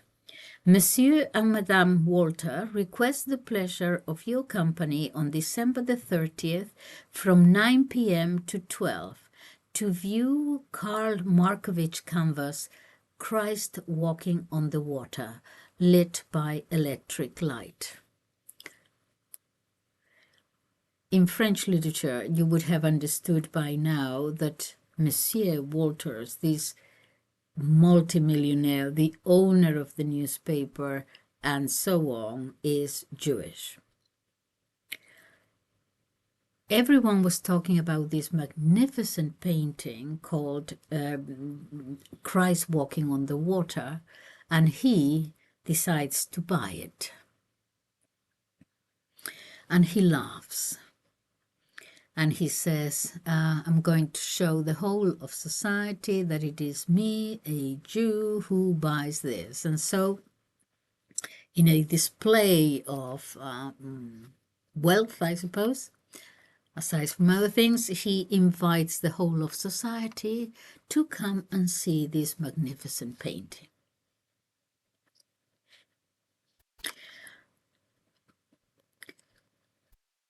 Okay, so an invitation to view Karl Markovitch canvas Christ Walking on the Water, lit by electric light. At the bottom of the card was printed in very small letters, dancing after 12 o'clock. Those who liked would stay on, and from among them the Walters would recruit their friends of tomorrow. The rest would look at the picture, the mansion, and the owners with the supercilious indifference of smart society and leave as they had come. But old Walter knew quite well that they would come back later, as they had done in the case of his Jewish brethren who had been as successful as he. The first thing he had to do was to attract to his house all the hard-up men of title, whose hard up but of title, whose names appear in the society columns. They would come to see what he looked like. This man who had made 50 million francs in 6 weeks. They would come too because he had the good taste and the bright idea of inviting them to his house to admire a Christian canvas, though he was a son of Israel. It was as if he were saying, "Look, I have paid 500,000 francs for Markovitch masterpiece, Christ Walking on the Water.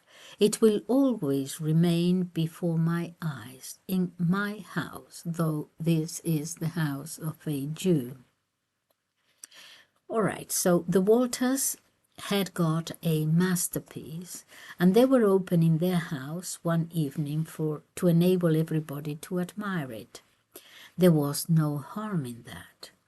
For a fortnight, the Vie Française, the newspaper, had had a paragraph every morning about the evening reception on December the 30th, making every effort to stimulate public curiosity.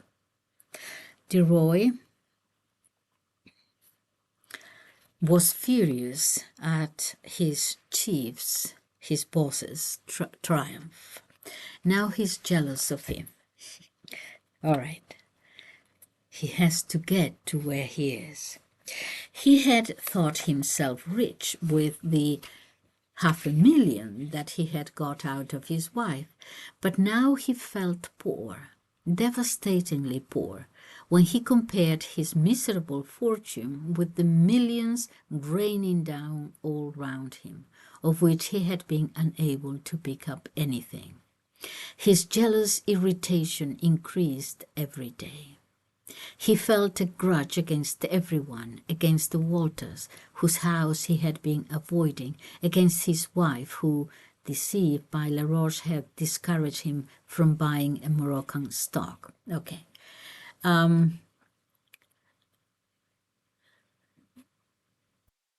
Okay. Let me find. So he went to this exhibition, looked around this absolutely wonderful mansion, and murmured to himself, "What vulgar ostentation." Okay. Okay, so by now he had had an affair with Madame Walters, but she was becoming increasingly needy, and he got fed up with her. Got everything that he could out of her. Next, her daughter. What if he married his daughter, Monsieur Walter? Daughter. So he's there in the exhibition. Someone got hold of his arm, and a youthful, happy voice whispered in his ear, "Ah, there you are at last, naughty Bel Ami. Why do we never see you now?" It was Suzanne Walter, their daughter, looking at him with her lustrous eyes under the clustering curls of her fair hair. He was delighted to see her and shook hands cordially. Then he made his excuses. Anyway, he managed nevertheless to find a way back to her. And he's thinking, George was thinking, if I'd had any gumption, this is the girl I should have married. I'm sure I could have. Why did I let myself get caught by the other one? Madeleine, I was a fool. One is always in too much of a hurry. One never thinks enough. And bitter jealousy began to distill into his soul, tainting all his happiness and making life hateful. Suzanne was saying, "Oh, do come often, Bel Ami. We'll have a wonderful time now that Daddy is so rich. We'll do all sorts of mad things for fun." He replied, pursuing his train of thought, "But you'll be getting married soon. You'll marry some good-looking prince who is rather hard up, and we shall hardly ever see each other again." She cried with emphasis, "Oh, no, not yet. I intend to have someone whom I like very, very much, someone, in fact, whom I love. I've got enough money for two." He smiled, a cynical, contemptuous smile, and began to give her the names of the people as they passed them. Titled gentlemen who had sold their rusty coronets to financiers' daughters like her, and were now living with some with their wives, some separated but free, unrepentant, known and universally respected. He finished by saying, "I don't give you 6 months before you fall to this bait. You'll be Madame la Marquise, Madame la Duchesse, or Madame la Princesse, and you look down on me from a great height, Mademoiselle Walter." She got annoyed and tapped his arm with her fan, swearing that she would never marry except in accordance with the dictates of her heart. He sneered. "We shall see. You are much too rich." She retorted, "But you've come in for money too." With an exclamation of contempt, he said, "Well, let's look at the facts. I've scarcely got 20,000 francs a year. That's not much today. But your wife came in for something too. Yes, 1,000,000 between the two of us. That means an income of 40,000. We can't even afford a carriage." They reached the last room, and in front of them was the conservatory door opening on a broad winter garden full of tall tropical trees with shaded beds of rare flowers. This dark green roof was pierced. Anyway, he explains about the setup. The journalist stopped with beating heart. He was thinking to himself, this mansion here, these gardens, this is real luxury. This is the kind of house to live in. Others have done it. Why shouldn't I? But what could he do about it? On the spur of the moment, he couldn't think, and he was annoyed at his inability. The girl at his side had fallen silent and was dreaming. With a sidelong glance at her, he said to himself, "All I should have to do would be to marry this living doll." But Suzanne seemed to wake up with a start. "Come along," she said, pushing George through a party, blocking their way and making him turn sharp to the right. Okay, so let's see what happens next.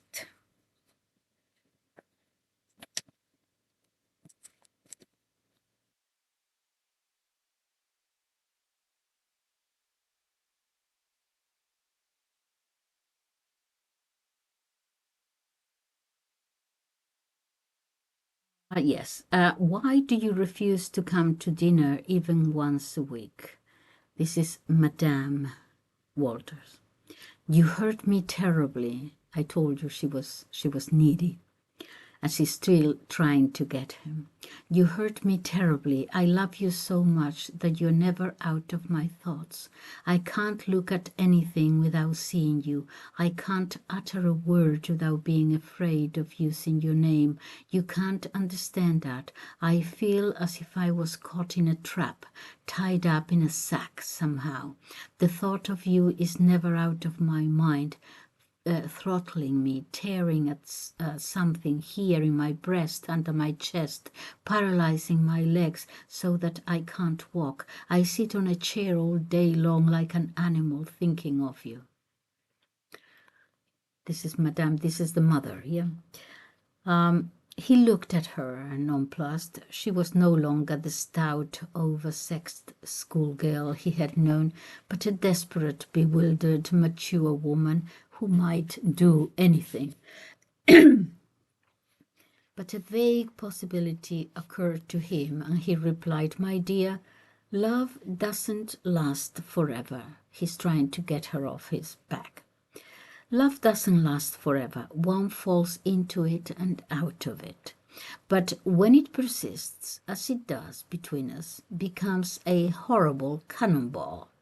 I don't want any more of it. That's the naked truth. If you can behave reasonably, if you can receive me and treat me as a friend, I will come back to see you for dinner as I used to. Are you capable of doing that?" She laid her arms on George's evening coat, murmuring, "To see you, I'm capable of anything." "Then it's a bargain," he said. "We are friends, just friends." She stammered, "It's a bargain," and raising her lips to his. "One kiss more, the last. He repulsed her gently. No, we must stick to the terms of our bargain. That's the mother. She turned away, wiping 2 tears from her eyes and pulling a sheaf of papers tied with pink silk ribbon from her dress.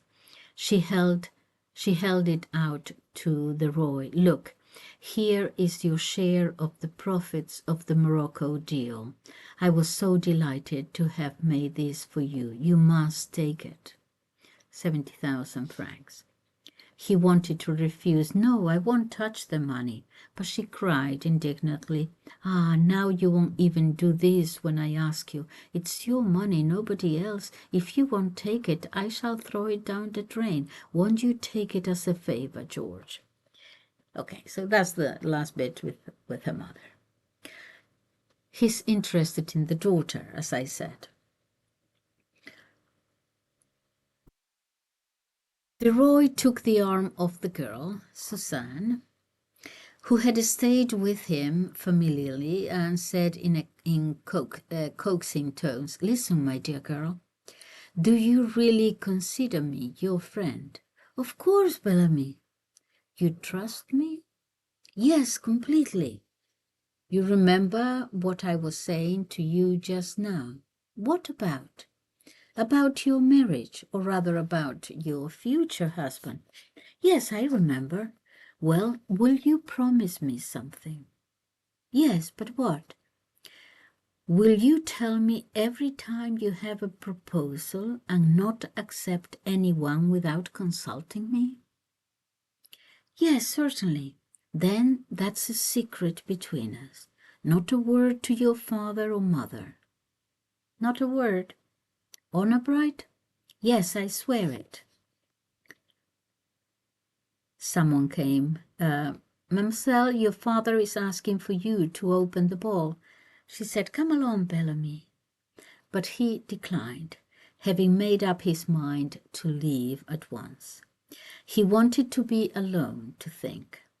Too many new ideas were crowding into his mind, and he set about looking for his wife. After a few minutes, he caught sight of her drinking a cup of chocolate at the buffet with 2 men he didn't know. Okay. Let me see. Much later, back with Suzanne,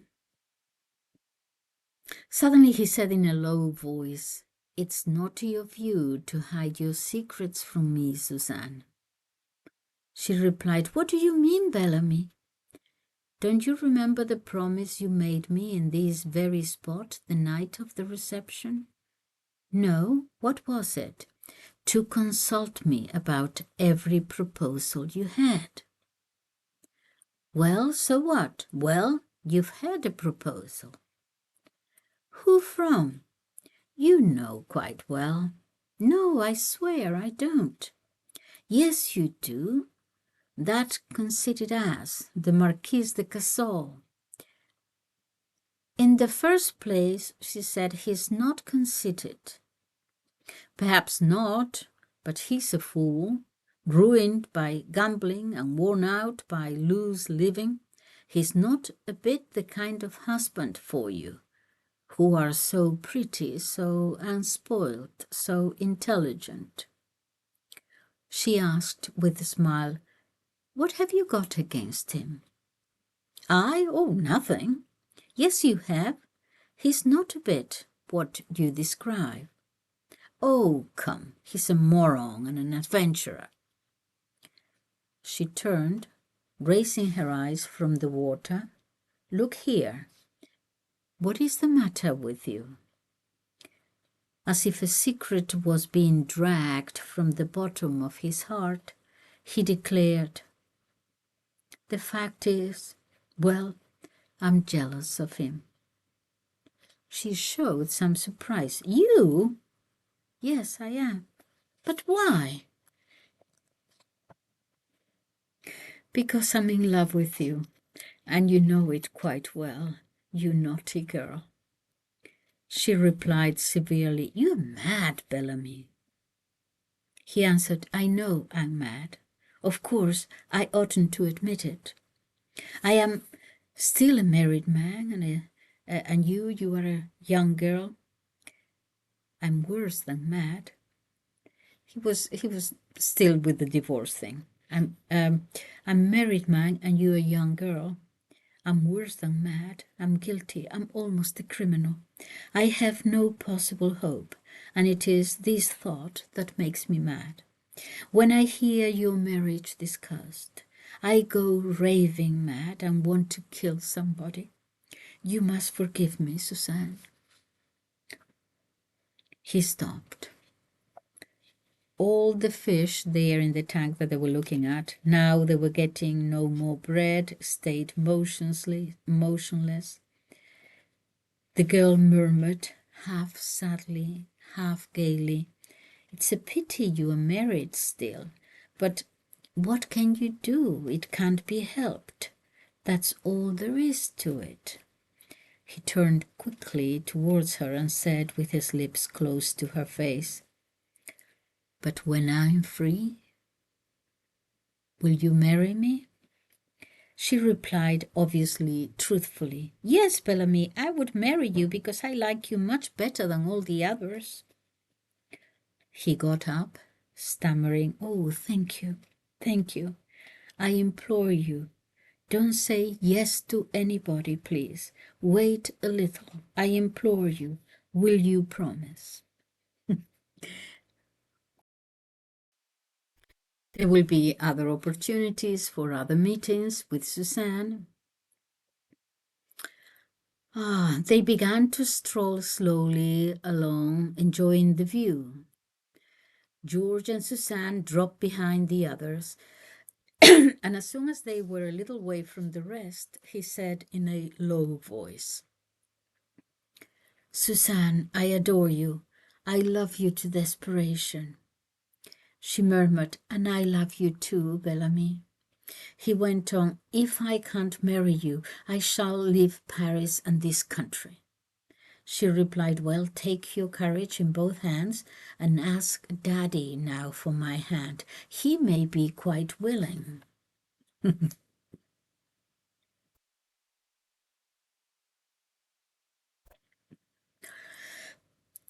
He made a little gesture of impatience. No, I tell you for the 10th time, it's useless. The door of your house will be closed to me. Because obviously also with the affair with his wife, yeah? With her mother. She wouldn't agree to it. So, the door of your house will be closed to me. I shall be sacked from the paper and we shan't even be able to see each other. That's the mess I shall find myself in if I make a formal proposal. You have been promised to the Marquis de Cazaux, and they are just waiting, hoping that you will consent in the end. She asked, What can we do then? He hesitated with a sidelong glance at her.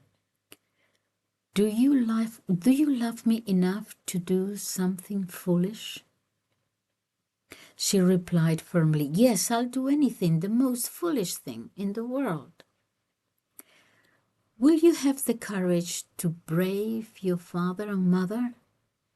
Yes. You really will? Well, there is one way, only one. It must come from you, not me. You are a spoiled child. You are allowed to say anything, and no one will be surprised at a new piece of audacity on your part.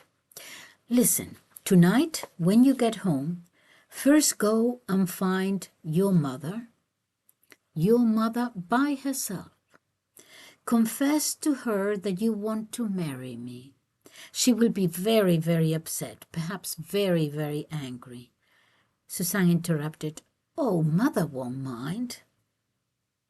He retorted quickly. Oh, yes, she will. You don't know her. She will be more annoyed and angry than your father. You'll see how she will refuse, but you must stick to your guns. You must repeat that you want to marry me alone and no one else. Will you do this? Yes, I will. After seeing your mother, go and say the same thing to your father, very seriously and very emphatically. Yes, yes, I will. And then that's when the crisis comes. If your mind is quite made up, if you are very, very determined to be my wife, my dear, darling little Suzanne, then I'll abduct you. She experienced a great shock of pleasure and felt like clapping her hands. Oh, what fun! You'll really abduct me? When will you do it? And so on. Okay, so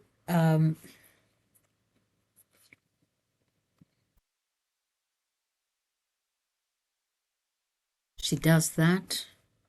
He's waiting for her somewhere. Was your father, and actually she ran away, was your father very annoyed when you refused? I should just think he was. He wanted to put me in a convent. You see, you've got to act with decision. I'm ready. I shall succeed at last. For the last 3 months he had been weaving the web of his attentions round her, winning her over, attracting her, making her his prisoner. He had trapped her into loving him with his usual success with women. He had had no difficulty in capturing her simple and sophisticated heart. The first step had been her rejection of Monsieur de Cassel. Now he had succeeded in persuading her to run away with him. It was the only way. He realized that Madame Walter would never agree to give him her daughter. She still loved him. She would always loved him with a passion that admitted no questioning. He had kept her in control by his studied coldness, but he felt that she was the victim of a hopeless, devouring love. He would never be able to change that, and she would never allow him to take Suzanne. But once he had got the girl away with him, he could deal with the father on equal terms. With all this on his mind, his answers were disjointed and he hardly listened to the conversation. He seemed to recover himself when he got back to Paris. Suzanne was also dreaming. The harness bells of the four-in-hand were ringing in her head, and before her eyes were the endless stretches of the road under a moon that was always shining. Bit further, about 11, he went out, strolled round for a bit, and then took a cab. This is when they're supposed to meet. Ordering it to stop in the Place de la Concorde near the arcade of the Admiralty building. At intervals, he struck a match to look at his watch. He's waiting for her. She's running away from home. As midnight approached, his anxiety became feverish, and he was continually putting his head out of the door to look. A clock in the distance struck 12, then another nearer, then 2 simultaneously, then at last 1 far away. When the last had finished striking, he thought, "That is the end. I failed. She's not coming." But he meant to stay till daybreak. One had to be patient in a case like this. Presently he heard the 1/4 strike, then the half-hour, then the 1/4. Then all the clocks repeated 1 o'clock. And they had previously announced, as they had previously announced midnight. He had given up hope, but he stayed there, racking his brains to guess what could have happened. Suddenly a woman's head passed the door and she asked, "Are you there, Bel Ami?" He started and gasped, "Is that you, Suzanne?" "Yes, it's me." He couldn't turn the door handle quickly enough and repeated, "Ah, it's you, get in." She got in and sank down beside him. He shouted to the driver, "Drive on," and the cab started off. She was breathless and did not say a word. He asked, "Well, how did things go?" She murmured on the verge of fainting, "Oh, it was ghastly, especially with Mother." He was worried and his voice was unsteady. "Your mother, what'd she say? Tell me." "Oh, it was dreadful. I went to her room and recited the little speech that I had prepared. First she turned pale, then she shouted, 'Never, never!' I burst into tears and lost my temper. I swore I would never marry anyone else. I thought she was going to hit me. She went mad, declaring that I should be sent away to a convent the very next day. I've never seen her in such a state, never. At that moment Daddy came in, having heard her raving. He was not so furious as she was, but he insisted that you were not a good enough match. By this time I had completely lost my temper too, and was shouting even louder than they were. Daddy ordered me out of the room with a dramatic emphasis that did not suit him a bit. This is what decided me to run away with you, and here I am. Where are we going?" He put his arm round her tenderly and was listening attentively, his heart beating fast, and bitter hatred against all these people rising in him. But he had got her, their daughter. Now they would see what they would see. He replied, "It's too late to catch the train, but this cab will take us to Sèvres, where we'll spend the night. Tomorrow we'll go on to La Roche-Guyon. It's a charming village on the Seine, between Mantes and Bonnières." She murmured, "But I haven't got anything. I've not got my things. I've got nothing at all with me." He smiled indifferently. "No matter, we'll get fixed up there tomorrow." The cab pursued its way through the streets.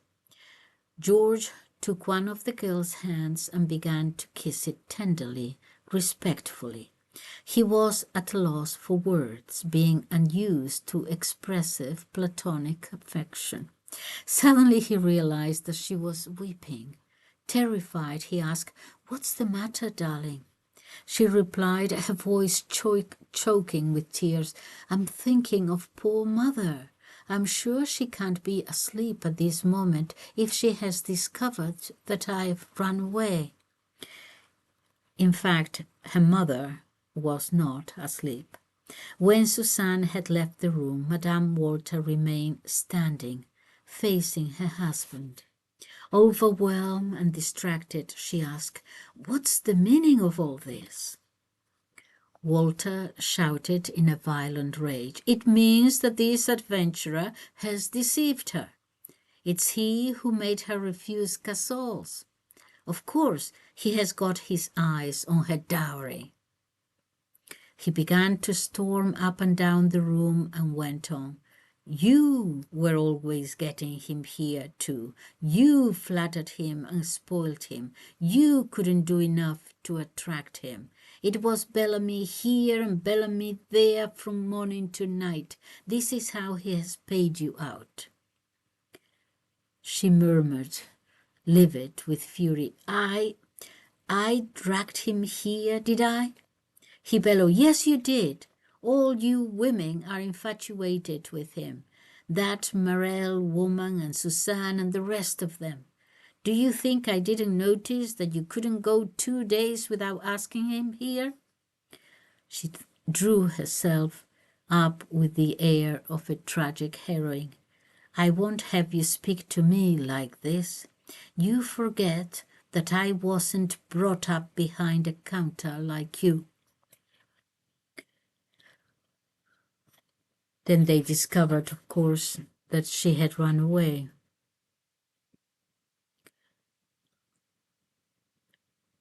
Startled, he asked, "Well, what is it?" She's shouting. "What's the matter?" She stammered, "Have you seen Suzanne?" "I know. Why?" She has run away. She's not in her bed."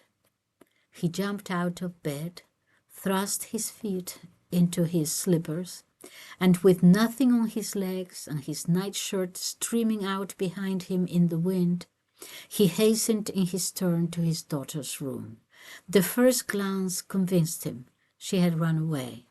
He sank into an armchair and put his lamp down on the ground. His wife had joined him, and she stammered, "Well?"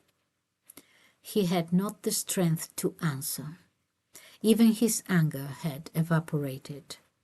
He groaned, "It's all up. He's got her. We're lost."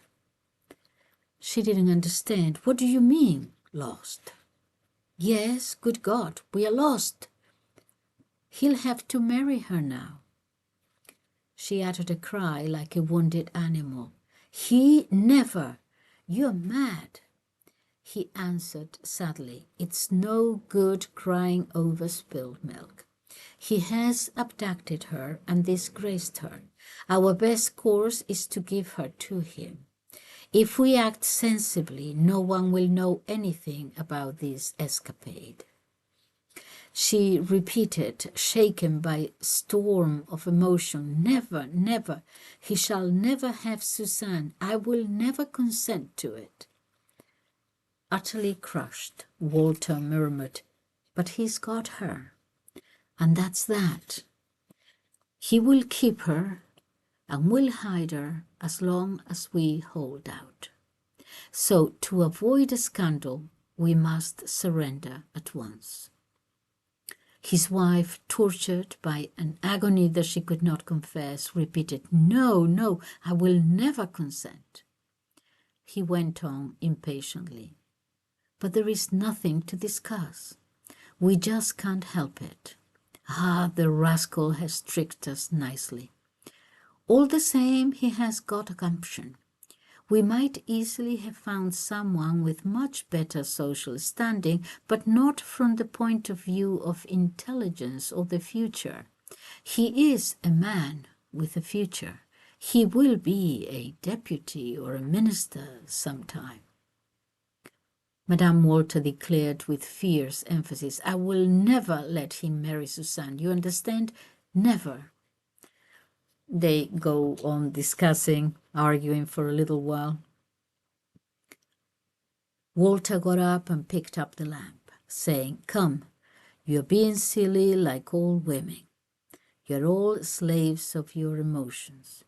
You don't know how to bow to circumstances. You're all fools. I tell you, he's going to marry her. We can't help it." And sure enough, they do get married.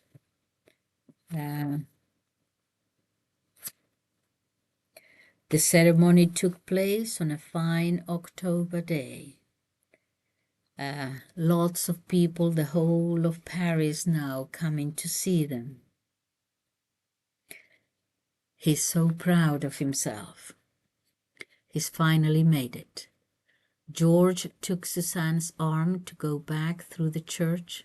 It was packed, for they had all gone back to their seats to watch the bridal pair leave the building. He walked at a slow, dignified pace, with head held high and eyes fixed on the open west door through which the sun was shining. He felt long shivers running over his skin, the long shivers which indicate supreme happiness. He saw no one, he was only thinking of himself. When he reached the door, he saw the crowd assembled there, a shabby, noisy crowd that had come to see him, George de Roy. The common people of Paris wanted to see him and envy him.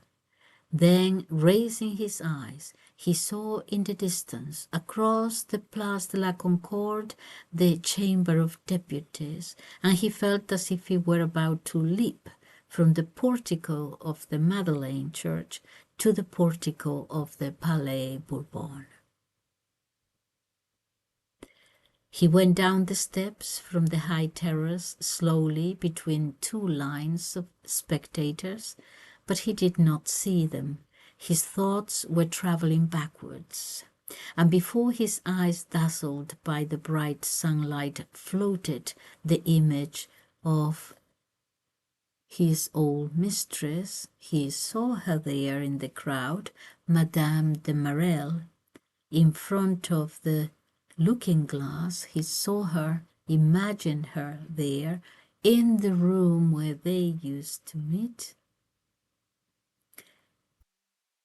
As he is walking with his wife, he saw her mistress in their room, tidying the little curls round her temples, which were always in disorder when she got out of bed. End of Bel Ami. Thank you for listening. Bye-bye.